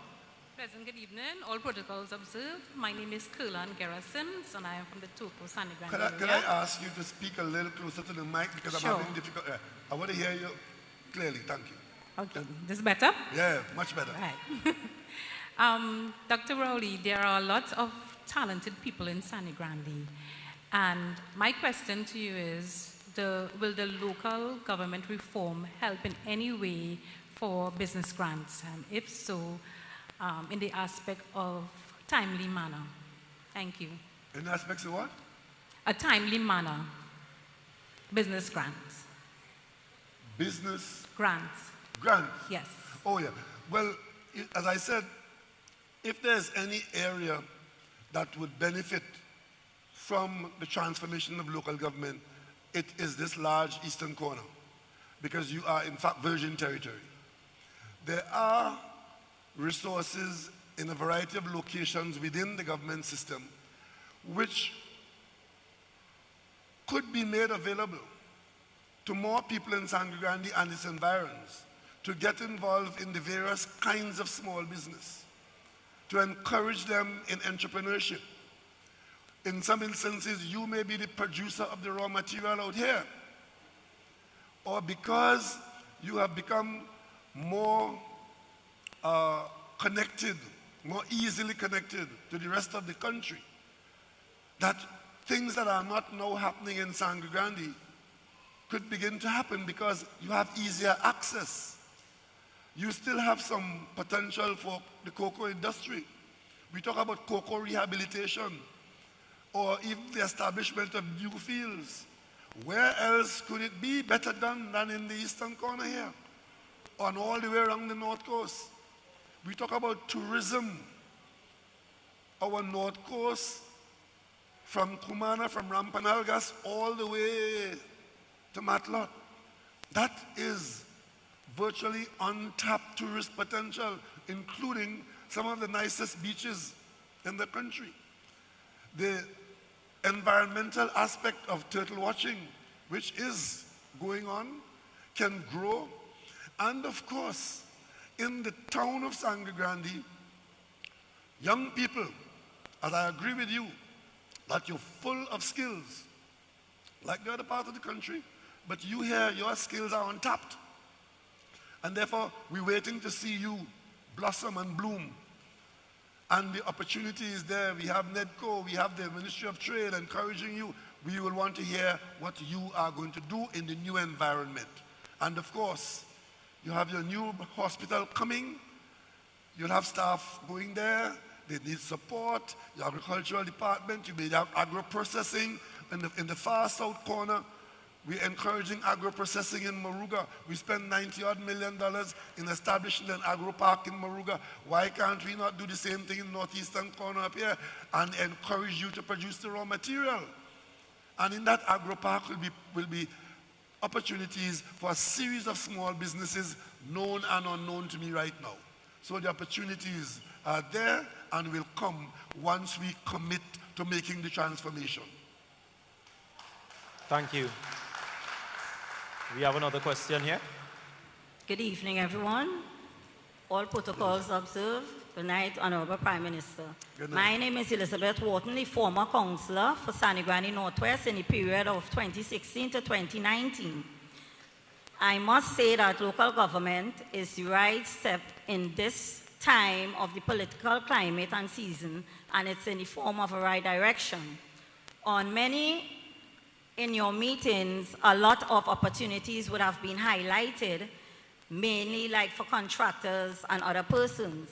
My question tonight, Honourable Prime Minister, our flag bearers will be installed at the Sangre Grande Corporation because we are claiming we are taking it back from the UNC, those culprits.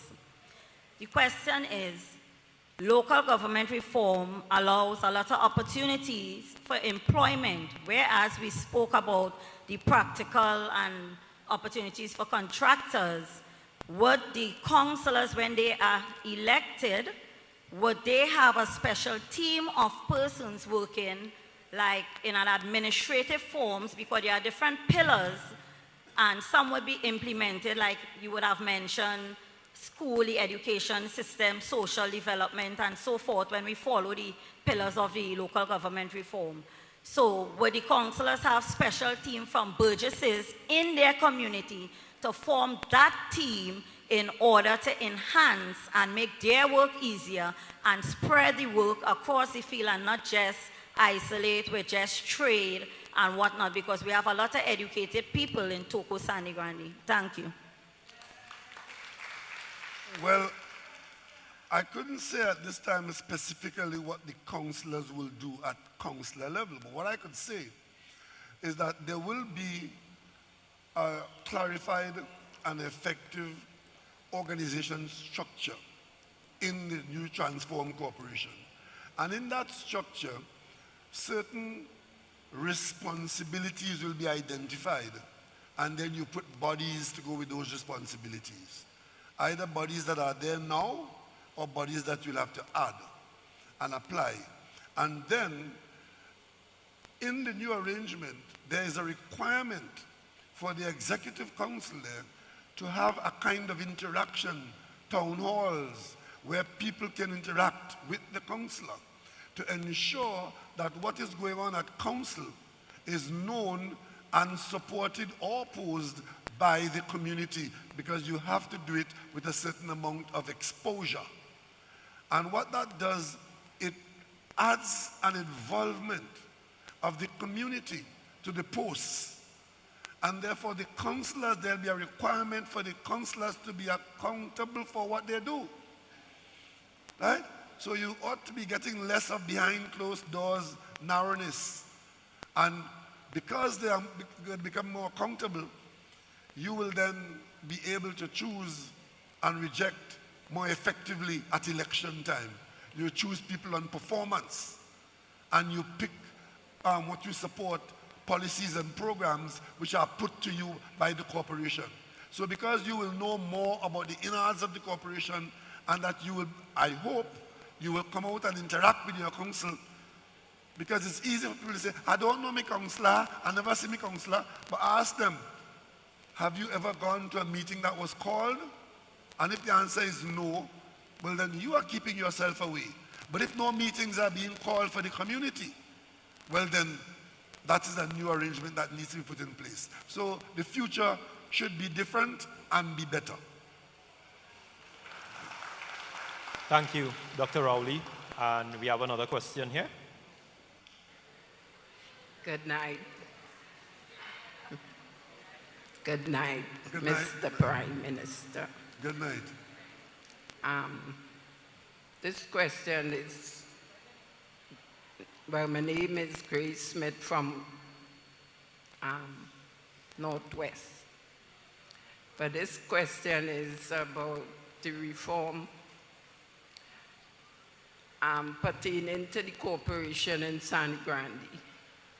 If the racket and so on will be controllable. I didn't get that. If the what? I said that how the corporation in Sangre Grande, if the racket with the reform will be controllable.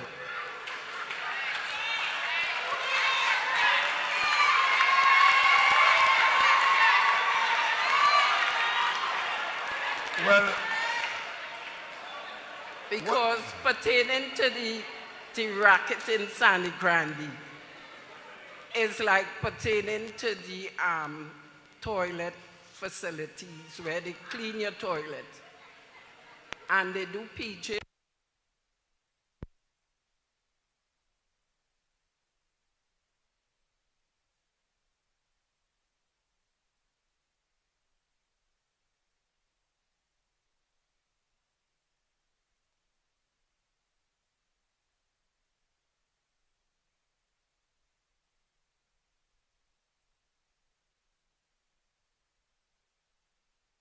Testing, testing, testing.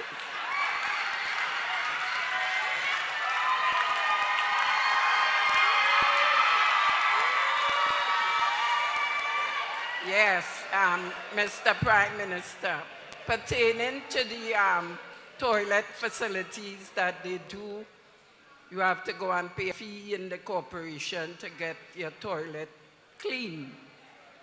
But I don't know what is the cost, but they take the truck and do PJ and they charge $600.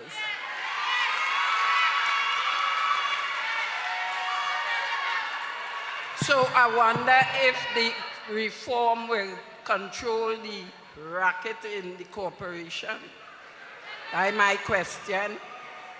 And then I have one more issue, that I have a daughter working in the health department.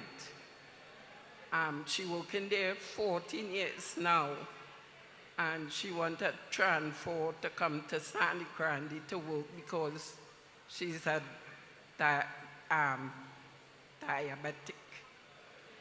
And one of her eyes is going bad, and she has to travel from Grande to St. Raphael.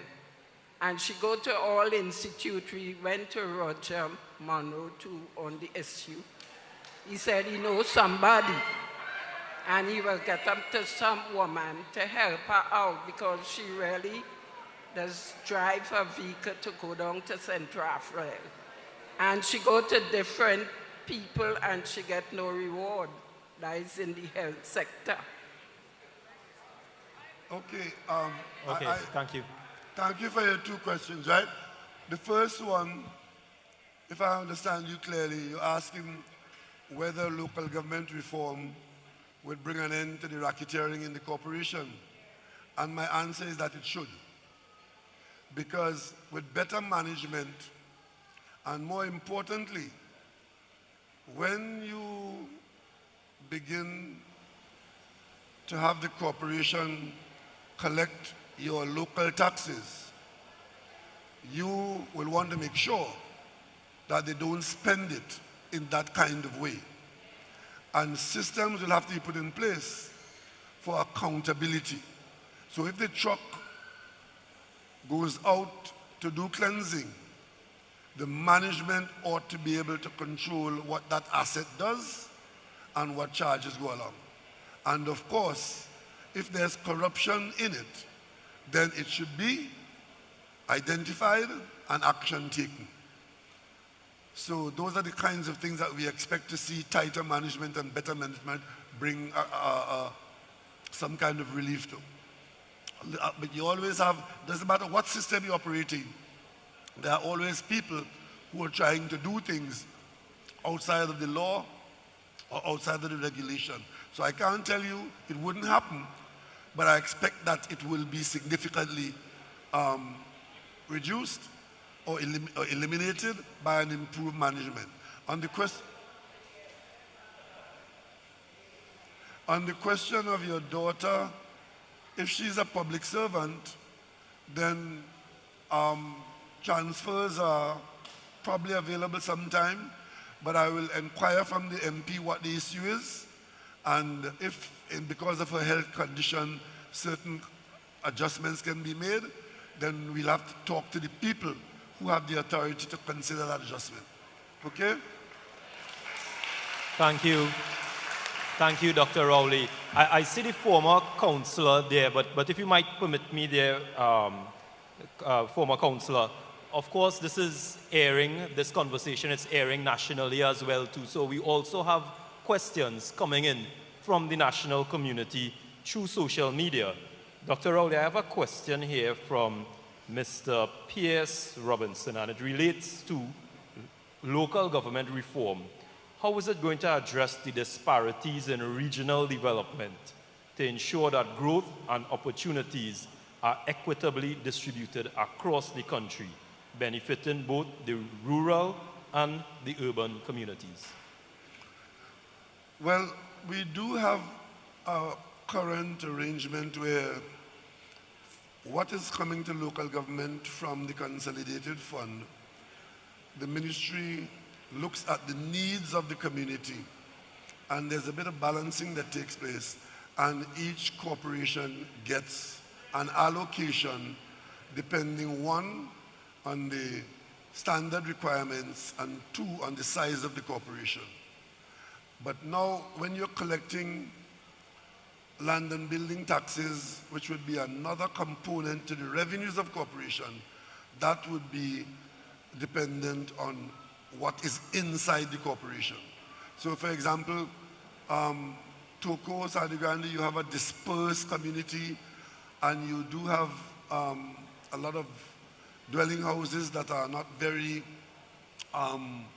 expensive, but some of them would pay a small contribution because it is graded that way, and you will have that, and then of course you will get a consideration from the Ministry of Finance. So the Ministry of Finance will continue to do that apportioning based on needs. So if a corporation is collecting a lot of money, then it should be making less of a claim on the consolidated fund, even though there will still be an allocation from the consolidated fund.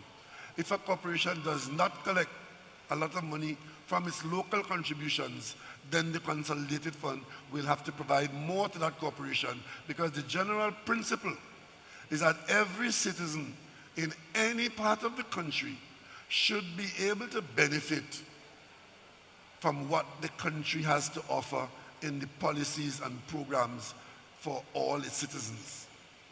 Right? Thank you, Dr. Rowley. And we could move on to our other question from the audience. Pleasant good night. Dr. The Honourable Keith Rowley, Prime Minister of Trinidad and Tobago. All other protocols being properly established, I beg to move on. Dr. Rowley, I have been seeing Paul Mongelas, former councillor for Sangre Grande Northeast. I have been seeing two videos making the rounds on social media that has me a bit frightened. One of which has a target over your heart, and the next one, I don't even think I want to speak about it, but seeming to promote violence with words such as matic and all those other words, and that has me frightened. As we change the system of local government, we also have to change the mindset of the people, of the communities. And as it relates to the young persons moving forward, if this is what politics is coming to, I don't think it's good for our country. So my question to you, to the young people looking forward, especially looking towards the PNM for leadership, how do we move on from this? And what direction do we go on to in terms of the promotion of violence in our country? Thank you very much. Thank you for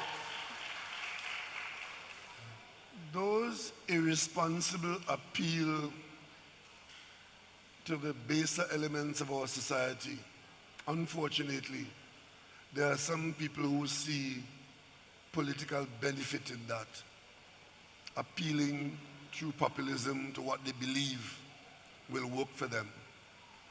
I think it is irresponsible to be giving that kind of breadth and rank to those kinds of things, because those are tigers. Once you get on their back, you will not be able to dismount.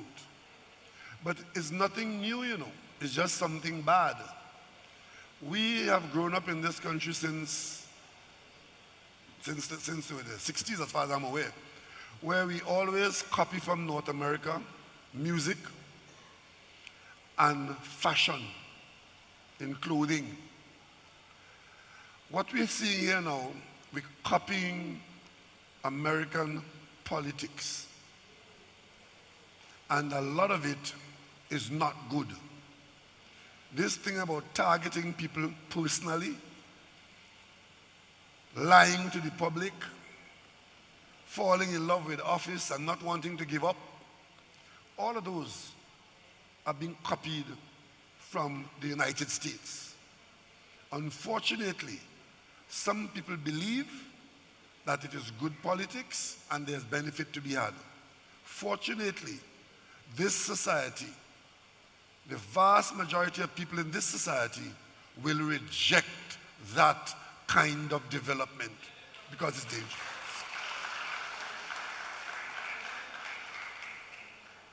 Thank you, Dr. Rowley. Our other question. Good night, Dr. Rowley. My name is Aidan Tate. All protocols. Yes, thank you. My name is Aidan Tate. I'm from the Sangre Grande Northeast constituency. My question to you is concerning reform. We have a culture in our country where laws are passed, reforms like what we are undertaking here in local government take place, and as it trickles down to the ground at the corporation level, in this case, the work that is needed to be done to see it all come together in the way that it's envisioned is difficult to see or to come by. People are not committed to work.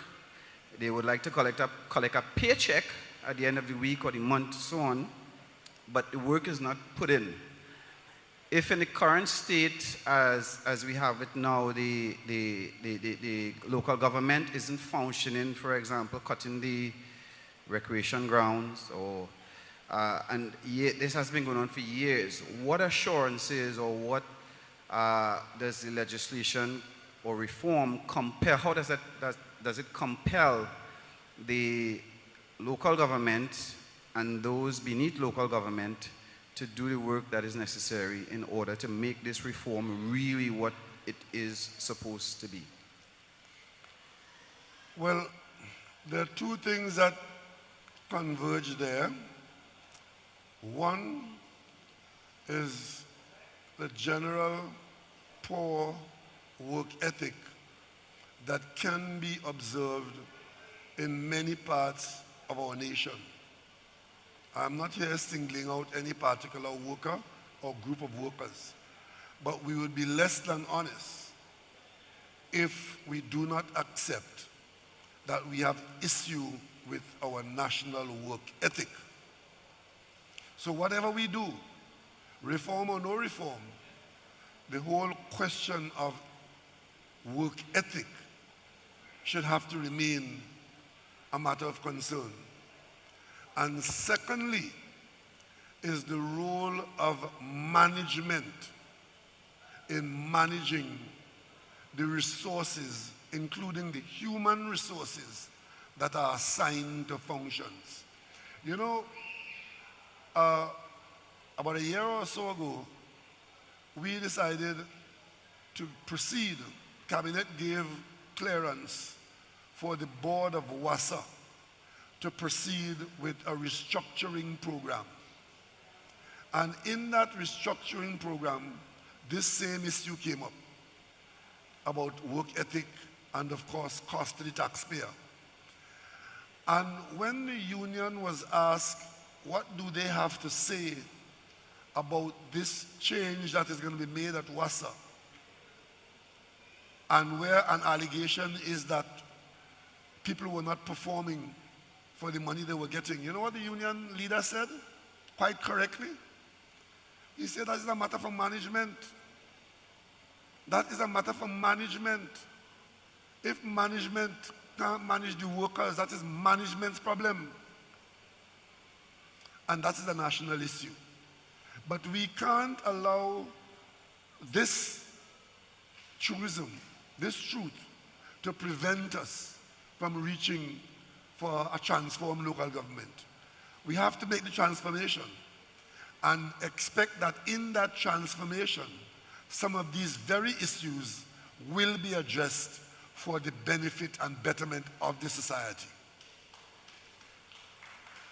Thank you, Dr. Rowley. We'll continue with our questions again. Name, location. Good evening, Prime Minister. Good night. Good All night. protocols observed. My name is Pedro Malvin. I'm from Mover. Prime Minister, you made the point that the national budget, the government gets revenue from oil and gas. Won't we get further revenue from an operational point of view, oil refinery? In addition to that, the lean depth of the assets has been the major sticking points for most bidders. Can the government deal with that lean situation once and for all? The finance minister, Colum Imbud, said that he would have dealt with it. That has not been a reality. So I'm saying that we need to deal with that to get our refinery operational. The Minister of National Resources from Guyana said that he will love to do business with Trinidad and Tobago. The union here and this government has a wonderful relationship with Guyana. That is a plus. Would there be a consideration, sir, for you to revisit patriotic bid in the interest of the nation and regional security and CARICOM? I got the first part of the question, which was about the refinery. Let me, for the nth time, say what the story is with that refinery. That refinery had a purpose. The purpose was for refining oil.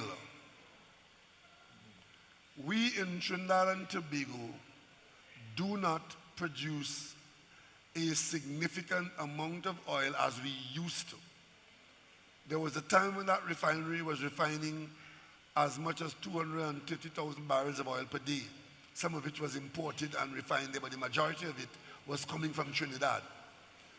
Over the years, as the oil fields produce less and less, because it is a diminishing resource as you extract it, we got to the point where currently we are producing in total about 60,000 barrels a day. And we were importing sometimes over 100,000 barrels of oil per day and refining it. So we went from being a producer of oil that needed to refine that oil to an importer of oil for refining business. That was losing money on a scale that could not have been sustained. Had we not stopped the refining business, the losses that we were incurring there, which would have been losses to the Minister of Finance because the government was underwriting Petrotrin debt. Because even as I speak to you now, since 2018 to now and for the years ahead, the Minister of Finance is still servicing on a regular basis 50 million, 30 million US dollars for Petrotrin. But we also had a huge foreign debt, foreign account debt that had to be serviced in 2018 in a way that we could hardly have afforded.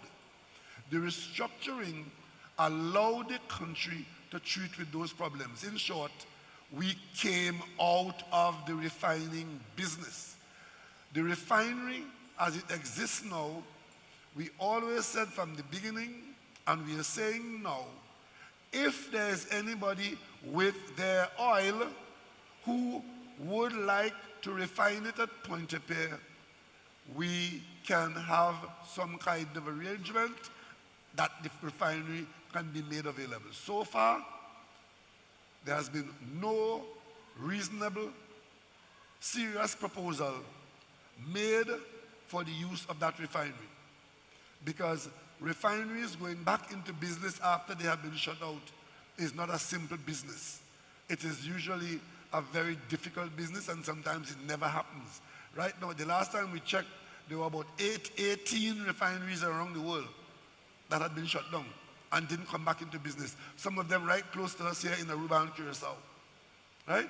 So because the refinery is there, shut down, does not mean that the government is trying to restart it. we have come out of it because we don't have oil to refine and not lose money, right? The Guyanese oil is another story. Because there is oil in Guyana does not mean that they will come looking for our refinery. The oil in Guyana does not belong in majority to the Guyana government. It belongs to Exxon and Hess and Phillips and all the oil companies who have other arrangements for refining their oil. It's publicly known across the world that we have a refinery. We've gone out with RFPs, we've spoken to companies, we've even spoken to our friends in Guyana. But until they indicate that they have an interest, there isn't much that we can do, right? Because the Guyanese oil is not going to flow to Trinidad because we are friendly with Guyana. Oil is an international business. And the people who drill and find oil in Guyana, they come there with their arrangements in place. If someday one of them decide that they would like Trinidad and Tobago to be the place where they will refine some oil, they'll be very welcome. So, Prime Minister, if patriotic returns with a bid, right, that suits what you're looking for, would they get the refinery? Well, let's put it this way. Before anybody else had been given the opportunity to make a bid for that refinery, that opportunity was given to Patriotic. And they were found not to have anything to contribute with respect to taking on that kind of assignment. It was as a result of them failing to use the monopolistic arrangement up front that the government then went open to other people. And even then, they were given an opportunity to come back in with others and put in a proposal. They have put in a proposal which the government found unacceptable. And of course, if they ever put in a proposal that is acceptable, the government will not turn it away. Thank you. Thank you, Dr. Rowley. We have another question here from the audience. The Honourable Prime Minister of the Republic of Trinidad and Tobago, Dr. Keith Christopher Rowley, all our government ministers and senators, and our 8 standard bearers who will be bringing victory to the People's National Movement on August the 14th. Distinguished ladies and gentlemen, Mr. Prime Minister, I have a question, but I also want to make a statement. My question will come after. Mr. Prime Minister, I want to commend and congratulate you on the recent award that was bestowed upon you by Howard University. Thank you very much. And Mr. Prime Minister, you are bringing international recognition to us here in Trinidad and Tobago. Because the 50th CARICOM Summit was held here in Trinidad and Tobago, and we had the UN Secretary General Antonio Guterres coming in, and he also lauded you, Prime Minister, with your contribution to climate change. He said that you made such a wonderful contribution with respect to climate change. And Mr. Prime Minister, at this moment, we are hosting the Commonwealth Youth Games. Yes, we are.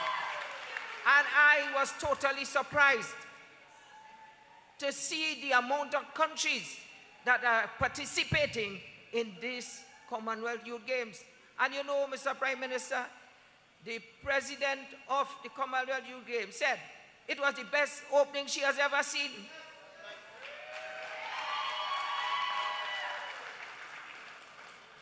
Apart from that, Mr. Prime Minister, when the COVID-19 was declared a pandemic in 2020, March 2020, by the Director General of the World Health Organization, Dr. Tedros Adhanom Ghebreyesus, immediately you, Prime Minister, you took the concern of all your citizens. You showed that measure of concern. And immediately you got your Minister of Health and all your senior medical personnel Dr. Roshan Parashram, Dr. Miriam Abdul Richards, and all the other medical experts you had here. Because you know why, Prime Minister? You were very concerned about the welfare of the citizens of this country. And you put measures in place, Mr. Prime Minister. You see, that parallel healthcare system, that gives the opposition leader a tabanka. She can't overcome that tabanka, up to now. And you know why, Prime Minister? Just about 2 weeks ago, Dr. Gabriel was here, and in his words, he described the parallel healthcare system. The adjective he used was unique. It was unique. That needs a round of applause, ladies and gentlemen. And Mr. Prime Minister, the opposition leader never supported any of the measures that were put in place so that we could take charge of that COVID-19 virus. As a matter of fact, she was always advocating that all the health personnel should be put in prison because they were killing people. But you know, as she was calling for a commission of inquiry, and I was wondering, Mr. Prime Minister, when she was there as Prime Minister of this country, the life support program that was supposed to cost 6 million went to 400 million. We should have a commission of inquiry into that. The Beaton wastewater project was supposed to cost 600 million. It went to 1.2 billion. And then... Okay, so sorry to cut you off there, but in the interest of time, we are enjoying the discourse there. Don't get me wrong. But in the interest of time, we would like you to get to the question. Mr. Prime Minister, I want the people to know when she is asking for a commission of inquiry, yet for all when she was in government and all these things happening, thieving and wasting our money, she never asked for a commission of inquiry. Well, you see, I'm very grateful for the recognition of the issues that you've raised. But you see, there's something called politics, which some people genuinely believe has a morality of its own. And therefore, some of these differences and difficult things that you mentioned can be explained in that way. But let us end tonight on the note, on your presentation, that thankfully, in Trinidad and Tobago, we have alternatives. We have an alternative. So what wasn't happening, what was wrong, we try to make right, and what wasn't being done, we try to get done. And that is what local government reform is about now. We're trying to get that done. So the next phase of our development would be local government reform. Okay, thank you, Dr. Rowley. I want to tell you that we are indeed very... Okay, sir. Okay, sir. Thank you. Mr. Prime Minister. You still have the question? After all that, you still have the question? Well, I wanted to, to make sure... Okay, all right. Let's have your question then. Right. How will local government reform benefit the security aspect of our life in Trinidad and Tobago, since crime is the #1 problem? Could you tell us how local government will be able, how we will benefit the country, that is, from local government reform? I thank you. Thank you very much. Well, most directly, we are going to have a municipal police service that will engage in some measure of increased patrolling. The municipal police also should be able to be a bit of eyes and ears for the national police, in that they would be interfacing with local people, and should be able to be the police officers who know more about local people than the national police. Because if you have to wait for somebody to come from Arima or Port of Spain to deal with a burglary or to tell you where the drug block is, or to tell you who is the local human trafficker. I think the community police should be able to have that information first and to be able to assist the wider national police with it. So those situations alone should allow local government police to play a significant role in safety and security. In some areas, you do have the whole question of a coastline where people are trying to enter the country in every single bay. And this corporation has locations where foreigners try to come into the country. The local police would have that information. So municipal police should be a good bellwether for all of these kinds of issues that could help the national police to manage some of these safety and security issues. And of course, insofar as providing a police presence in places like panyards, schools, recreation grounds, when people are gathered and so on, to ensure that they keep the peace and that they encourage a relationship between the community and the police. So that's what we're expecting local government to do with respect to safety and security. Thank you, Dr. Rowley. I see we have another question here from the audience. Good night, Dr. Rowley. Good night, sir. My name is Kennedy Maxime. Coming from Fishing Pond, Manzalina.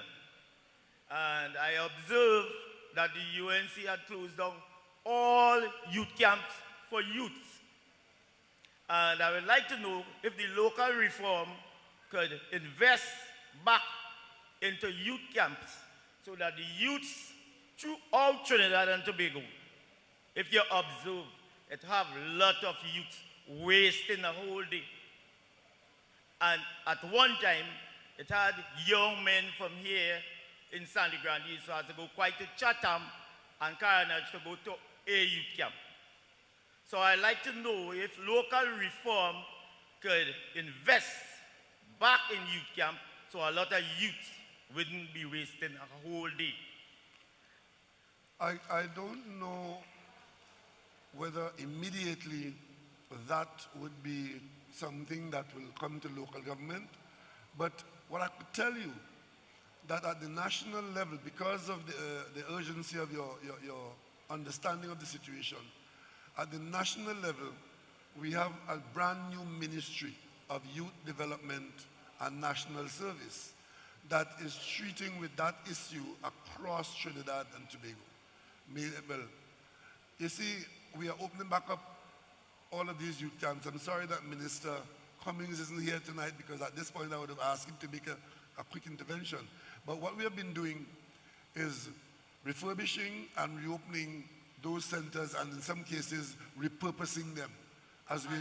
So I would love to know that Sangre Grande could be included. Yes, with a trade center or a youth camp, because the distance from Portisby. Well, I'm sure something is on the cards for Sangre Grande, because the policy is to go back out and ensure that youths across the country get back access to those training opportunities. That's right. So Sangre Grande will be, but insofar as it being a local government thing, what I can see envisioning is that somewhere along the way, local government could play a role in managing the opportunities or creating and establishing or sustaining the opportunities that will come to young people who take part in these kinds of programs. We don't want the doors shut and go on a rail and say only this could happen or only that could happen. If the local government arrangements provide opportunities for us to deliver better through those systems, then that should be considered. But it all boils down to the kind of management and responsibilities that will be the transformed local government. Okay. I just have one suggestion. Yes, because I live at Plum Road, Manzalina. And at least the topic today is the broken road on the beach. And what I observe is not the first time the road has been in that situation at least 4 times. And it will happen again when we get excessive rain.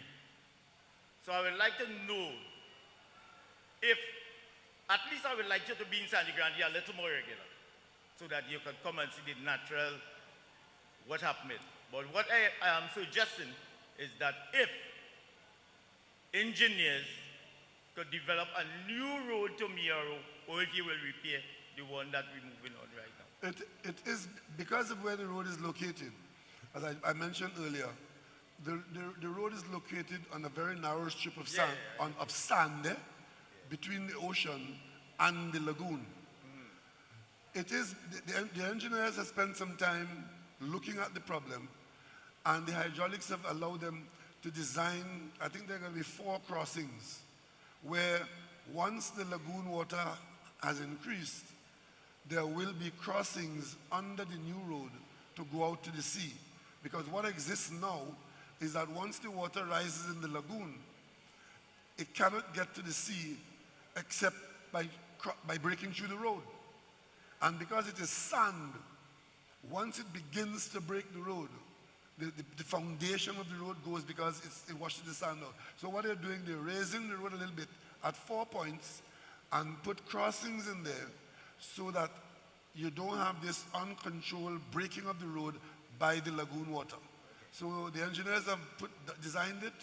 I'm not pretending to be an engineer here. I understand the explanation from the minister, and work is underway with that. When that work is complete, we would still be on the same narrow strip of land going to Mayaro, but we would have created drainage arrangements where flooding from the lagoon should not destroy the road. Okay. Thank you. Because at one time, if you remember, just one more thing, Mr. Suru Drabelchan, the minister who at the time, just like how the election coming now, they was in a rush. And they had done some job up there, and it was just a waste of time. Okay, so I'm hoping that this time, things could be better, and at least it wouldn't be like what he had done. Well, a bit more engineering is going on, and it's not cheap. What we're spending some money on it, and we're hoping to get a road that could survive the floods from the lagoon in the future. Okay, thank you, Dr. Rowley. Thank you, sir. We'll have another question.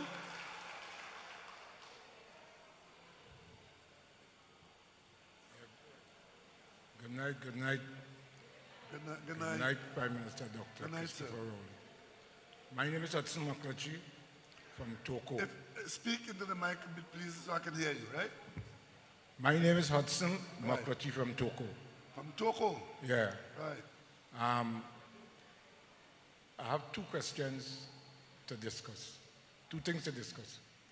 Number 1, the roads in Toko, from Toko to Matlot, the agriculture roads is years. When I tell you years, vehicle can't go to the lands. Children lost their grandparents' places, their land, because they are abandoned and they can't get access to it. You go see them on the corner, linemen all over the place. Agriculture was one of the main things supporting the whole of Trinidad and Tobago from Toko. And years, this not happening anymore.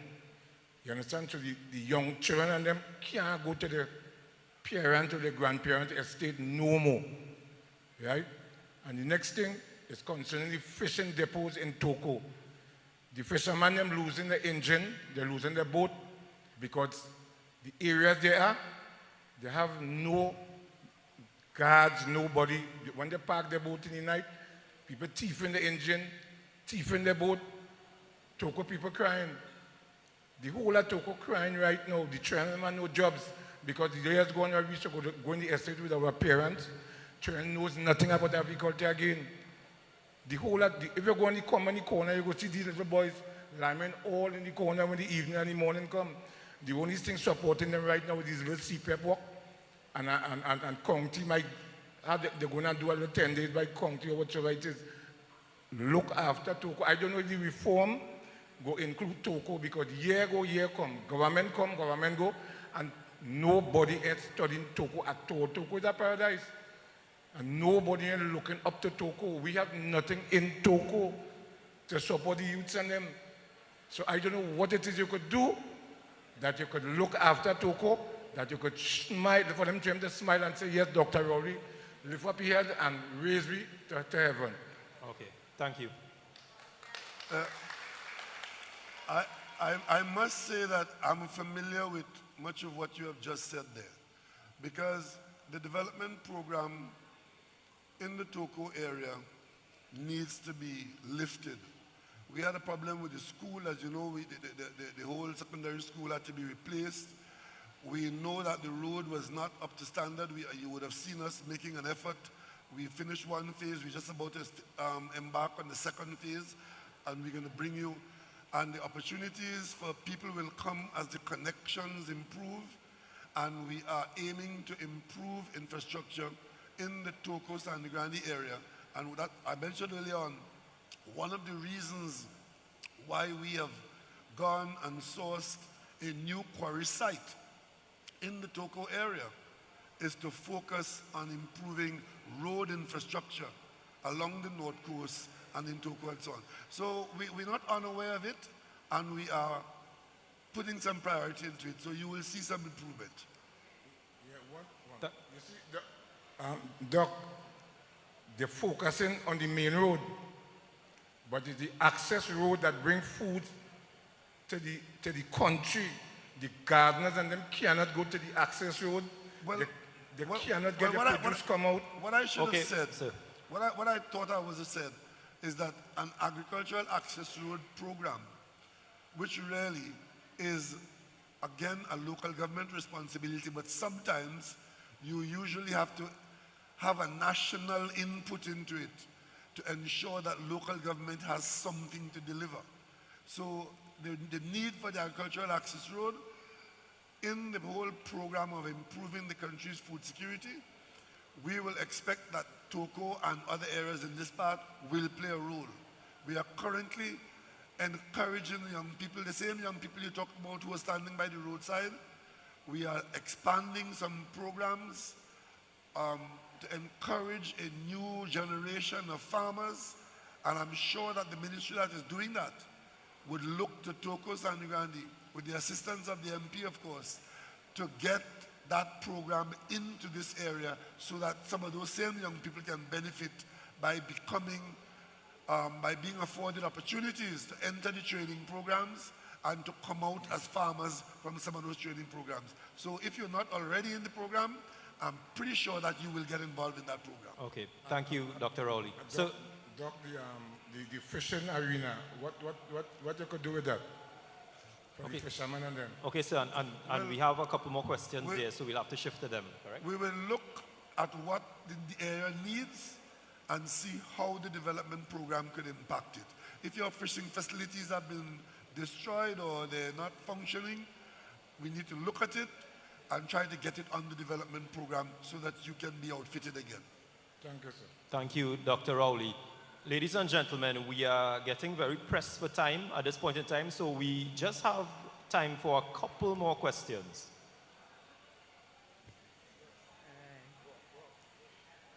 A pleasant good night to my loving and handsome Honourable Dr. Keith Rowley. It's a pleasure to have you in Sangre Grande again in this pleasant and loving mood. I just love the mood that you are in. My name is Simon Peters. I am from the Northeast, and I would like to ask two questions.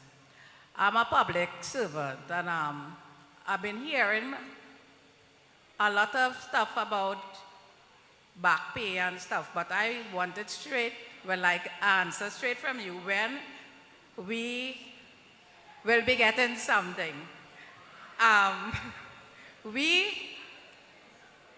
The cleaners, the nurses, we work very hard, and dealing with the public when they come we love caring for them. We work very hard, and I believe that we deserve something. It's been a while. And as most of us are single parents, most of us women are married, but you could say single still. Really? Well, yeah. Well,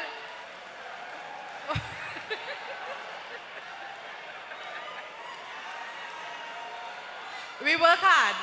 We work harder than some of these men, you know, and we deserve something, and it's been a while, you know. And another thing, another question, my beloved Prime Minister, is that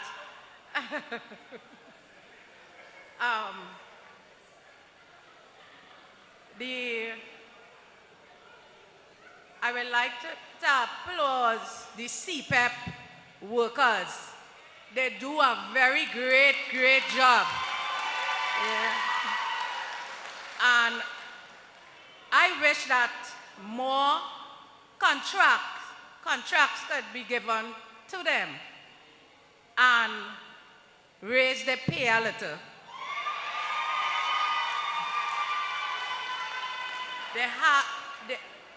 If you take a bus or a maxi or whatsoever, they have Trinidad and Tobago roadsides looking very, very, very clean and nice, and you can lie down on the street. You know? Another question. My daughter applied for NHA house, HGC. Sorry, for about she's been waiting for a while now, a few years now. She had gotten a letter with a code on it. I went to my beloved MP, Mr. Roger Monroe. I got a letter, they sent, you know, and I see that they're distributing houses, and people who now come getting houses. And my daughter is years. I would like to know what is really going on. Thank you, ma'am. All right. Just no, thank you, ma'am. It's been a while I haven't spoke to my Prime Minister, okay? And with due respect, my Prime Minister, may God continue to bless you and your family. And on August the 14th, we are going to click this finger on the People National Movement. Put our X by the Balize. Yeah. Okay. Thank you very much for your kind words and also for raising some very difficult issues. The issue I want to respond to is the whole question of when will the public servants get something? Now, you know, we have come out as a country, we have come out of a very difficult period. And actually, I think we're still in some of it. The public servants, very early in the life of this government, got a significant payment. There was a 15% increase that was paid at the beginning, I think that was in 2016. That cost almost $6 billion, a 15% increase. Then we went into a even more difficult period. And therefore, when we made an offer to public servants, because of affordability issues, that offer could only have been made at the level of 4%, but available immediately. Quite a few of the unions have come around to accepting that. And as the government is saying, once we get that out of the way, we hope we can move very quickly into the next triennium where we hope a better offer could be on the table. Many unions have accepted that position and are in the process of getting the little something that you're asking for.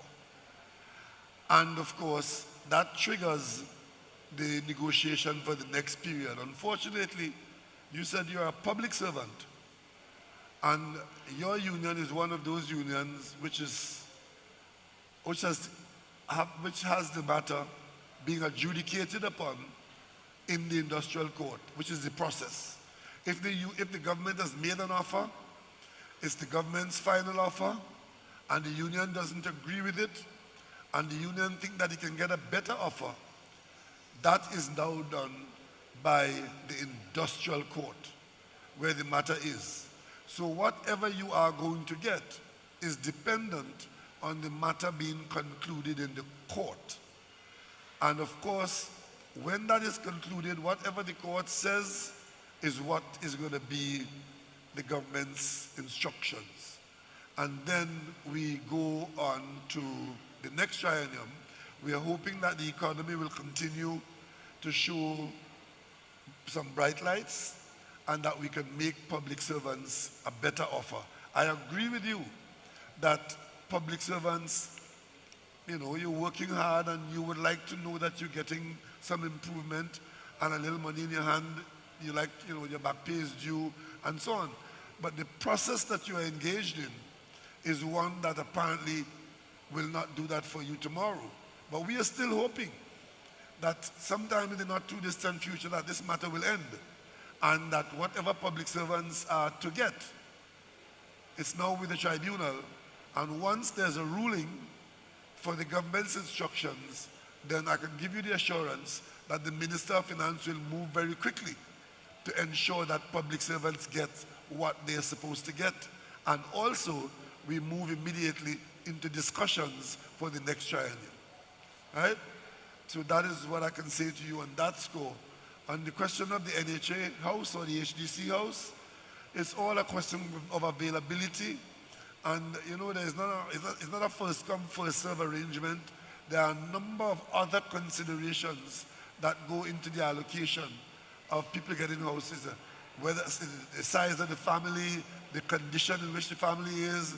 There's an evaluation that is made at there, but what you have to bear in mind, that the last time I checked or I heard, the HDC was dealing with over 100,000 applicants. So your daughter's name is a grain of rice in a bag of rice. And we only have in every year about 2,000 or 3,000 houses. So 2,000 or 3,000 people with a case made and so on would be lucky and happy.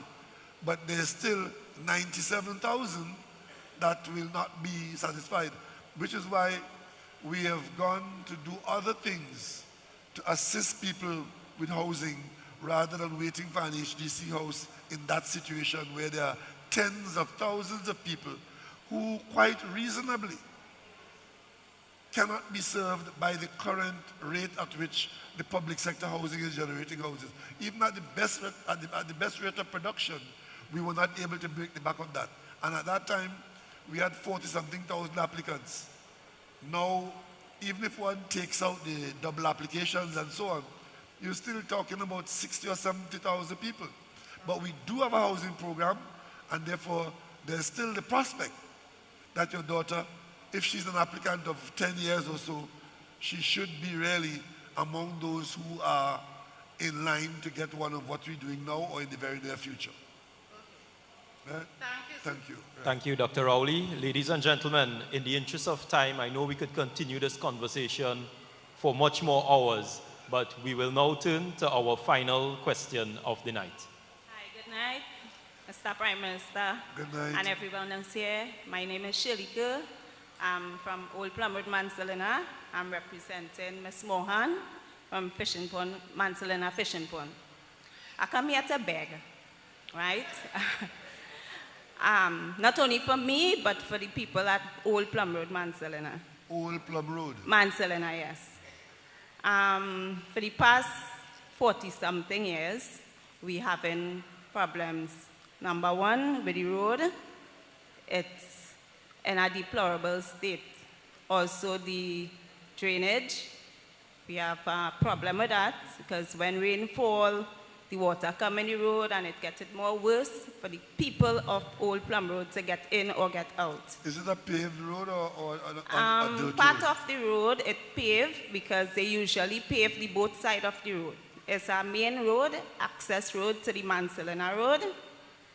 So if you are aware of going to the Mancelena Beach, it have a guest house by the name of Dougie's. That road will take you back up. Well, the Plum Road, which is in the Plum Return Road, is like a circular. So if you're coming into that road, if any, like, say for instance, if the road block in the Old Plum Road, you could also pass through that road to get to the other end. So I don't know if you're aware of that, but I know those who... I have a vague idea. Right. So it will look like the whole road... Where is that in relation to the nursery, the agriculture nursery? Say what? Where is that in relation to the nursery? That is in map. Okay, so in the Plummerton Road, you could go to the Mappa farm as well. So it's not that road I'm mainly speaking about. I'm speaking about the Old Plum Road extension. Okay, all right. I have a vague idea here. Right. So and you said Plum Road extension. Yes. But so Plum Road is in fact the main road. Yes. So it has Plummerton Road. Right. And it also have Plum Road. Okay, I know what you're talking about now. Yes. Carry on. Right. So my problem what I have in is that they usually fix the both side of the road so that if anybody passing, it will look like the whole road fixed. The main part where everybody live, the road bad. And to get in and get out, it's hard. So sometimes when you have to get groceries, where you have to take out stuff out the road, because as a farmer, I plant a lot of mixed crops, watermelon, peppers, okra, tomatoes, name it. That's what I do. So it is be hard to get in and get out because of the bad road. Also, we need street lights. As I say, I'm not speaking for me alone, I'm speaking for everybody in the area. We need street light there. We also need the garbage truck to come regular. They don't. And water. We have problems with water. Real problems. Which part I live in is on a little incline. So whenever they open the water, the pressure level is real low. So most of the time we don't get water at all. And when they do send the water comes late in the night. And it makes no sense that you're waking up as a single parent and you're getting up that hour of the night and filling your tanks and them things. Sometimes it comes for like 3 hours and they cut it off by 5. So that is my main problem. Also, one more thing before I leave. As I say, I'm not speaking on my behalf, but I speak for everybody. I have children going to the Old Plum Road School, Presbyterian School, and right which part the Mappa farm, the junction is to the Mappa farm, it have a pavement there. That pavement fall more than 12 to 13 years. And as year go, year come, especially when election close, is promises, and it's nothing being done. The councillor of the area, his name is Kenwin Phillip. He lives at the Old Plum Road, Mancelena, at the same district where I live. He aware of the situation. I'm afraid to even go to him to ask him for anything, because, I mean, if he's seeing what's taking place, why should I go and tell him that the pavement needs fixing or so on? Right by that said corner, that is a dangerous corner. Children do walk back and forth from school, right? It have a lot of trucks and cars that be passing, right? I don't know, to my knowledge, I would like, if they can't fix the pavement right away, the wall that's fallen, if they could put like the wrong mirror so that the taxis or the vehicles or whatever coming back and forth, they could see the children walking down to the street to get to school and back, which I will be happy if they do so, because... Are we still on the extension or on the Plum Road no, itself? I come out of the road now. So we're speaking about the Mappa on the Plummerton Road, which where the Plum Road Presbyterian School is. That's on the main road? That is on the main road. Yes. So it have a corner there. There is very dangerous. So. Okay, let me say how lucky you are tonight. Because much of what you have raised there for your community, I've taken note of, and we have 2 ministers here tonight who would have heard what you've said. Yes. And I want to give you the assurance that you did not waste your time. I do appreciate that. When I heard that you was coming tonight, I had some melon was the spray, because it's 4 days now I plant peel a melon. And when I heard you was coming tonight, I was having my lunch, which was 4 o'clock this afternoon. I didn't have anything during the day. And I got along that food real fast. When one of my girlfriends from Mansalina district, she called me and she told me that Mr. Dr. Rowley will be here tonight. I was like, you serious? I find my jersey real quick. And I called my driver and I tell him, I say, listen, you have to take me out to Mansalina. I had to go tonight. I'm so happy to be here tonight, to get to see you in person.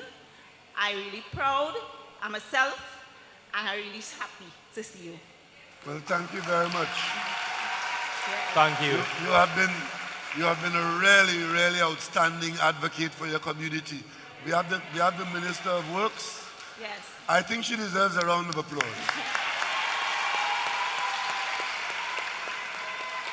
The Minister of Works and Transport is here. He will talk to the Minister of Local Government as well. And we have the Minister of Public Utilities, who would look into your lights and water situation. And I would give you the assurance that you have not wasted your effort. Thank you very much. I do appreciate it. Thank you. Thank you, Dr. Rowley. Ladies and gentlemen, I know we have a number of questions. Again, there's one more that I would like to allow. I cannot not allow former councillor, Mr. Terry Rondon, would like to make a comment here. I'm wondering if somebody could help him with the mic.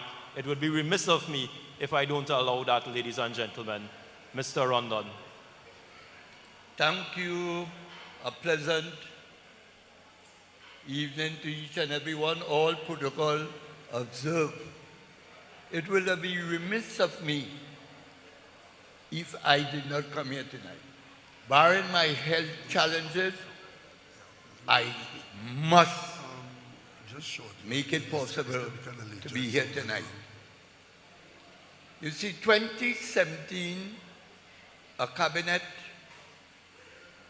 committee, subcommittee, I was invited together with Mayor Paul, Anthony Roberts, 2 gentlemen who versed in local government,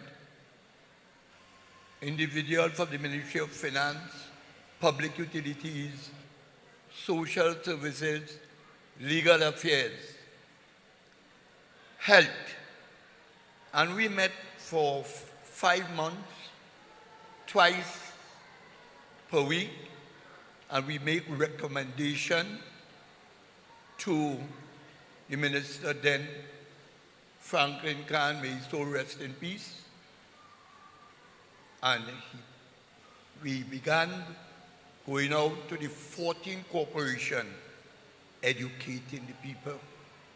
And I could tell you, these community bought in to these recommendations. And I'm a bit peeved when I hear UNC criticizing it. Every corporation we went to, UNC was there. Even today, UNC councillors, it's for local government reform. Folks, this is the best thing. I listened to Dr. Rowley there tonight, and what is there for local government. And I was going to ask him, pull back nomination dinner. Let me send him my papers. Yeah, because I would have made mass with what's going to take place in local government. Councillors, well, I could call you all councillors because I'm sure you all getting in inside there. You all make good uses of this. I'm begging you all, if you all go in there and don't make uses of it, you are all a one-term councillors. You got to go inside there and work, and remember, you're working for the people. And you have the opportunity. You know how nice it would have been for me when Ms. Graves and Matter called and said the school toilet need repairing, and I could go immediately. I don't have to wait on MTS to go up to Matter. You know how nice it would be for me when they have a flood disaster in Matter. When they talk about fire is the first responder, if fire was the first responder, I will be a fire chief because I always there before. And you have it, although work with it, work with it. And another thing, my advice to you all, many a time I've seen with councillors, especially when the party is in power, they feel like the boss. Your accounting officer is the CEO, and you work with your CEO. In so doing, a CEO could make you, a CEO could break you. You work with it, and don't do like I see the UNC councillor doing in Grande. They perceive these people are PNM. Folks, on the 15th of August, and you know the 15th, the 14th you win, the 15th you open the playing field and let your policy be good for one, good for all. So folks, I am here today to give you all the advice. Last but not least, Dr. Rowley, I want to compliment Coordinator MP Monroe and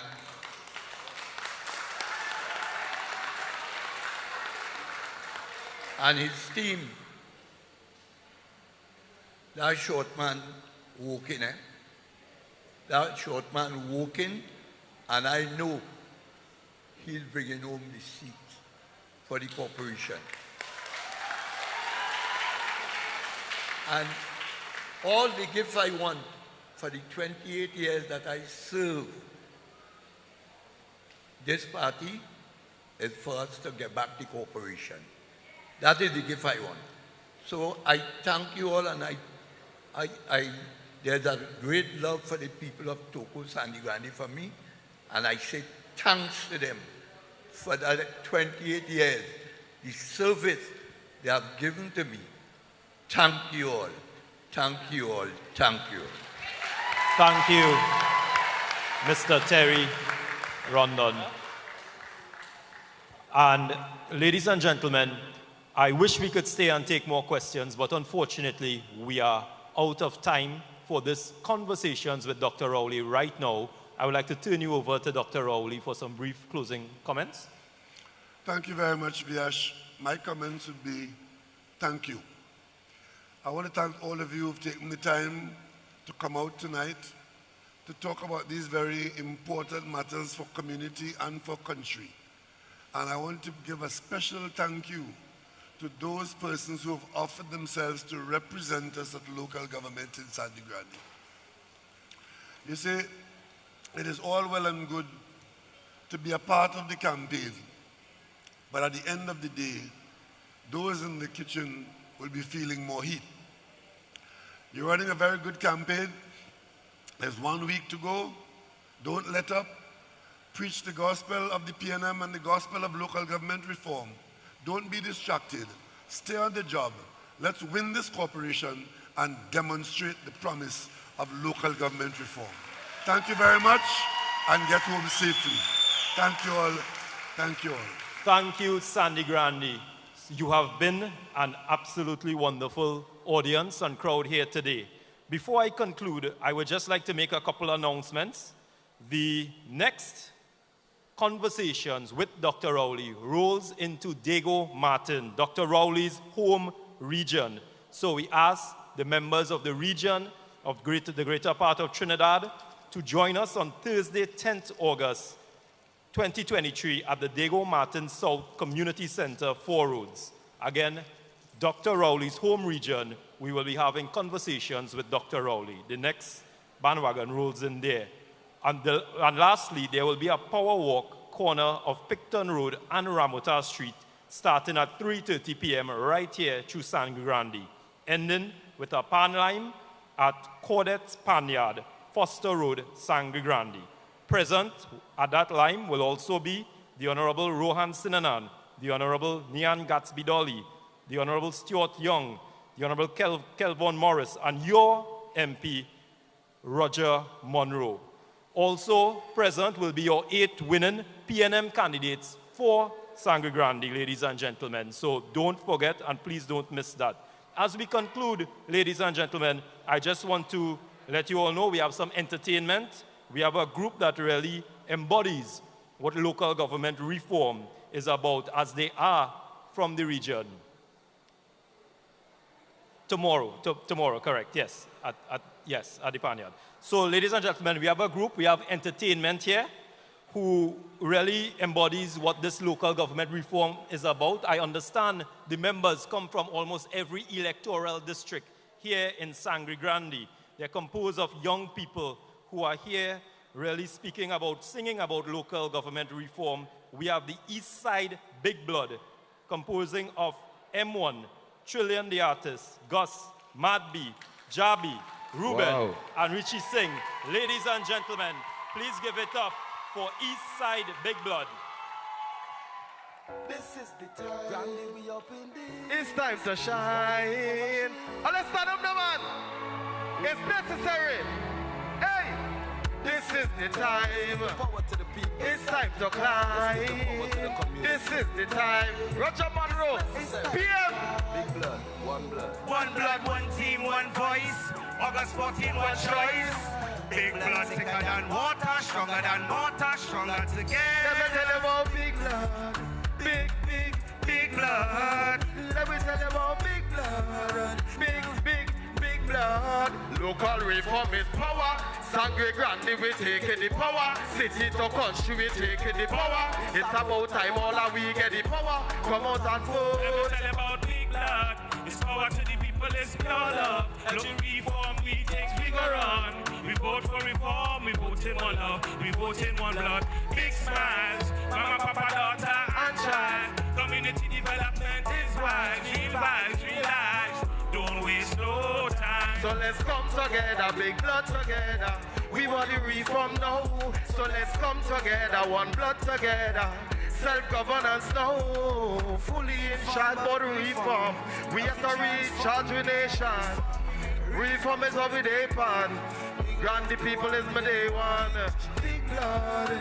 Let them know about big blood. What they know about big blood. Big blood. Local reform is power. Sangre Grande, we taking the power. The candidates in Grande is power. It's about time. Bring in the power. This is the time for reform. Real people, real choice. No matter the season, the reform is for the people. Empowerment is the reason. Power to the people. Power to the people. Power to the people. Sangre Grande. Big blood.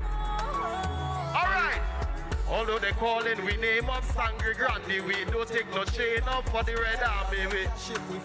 For the Red Army, we finger go say no. How we transform to take farm, we reform. Like newborn, like ultra, we real strong. Together this will make we feel warm. When you say reform, say freedom, power. Sangre Grande, we taking the power. City to country, we taking the power. It's about time all our we get the power. Come out and vote. Blood, big blood. What they know about big blood? Big blood. With the Honourable Dr. Keith Rowley.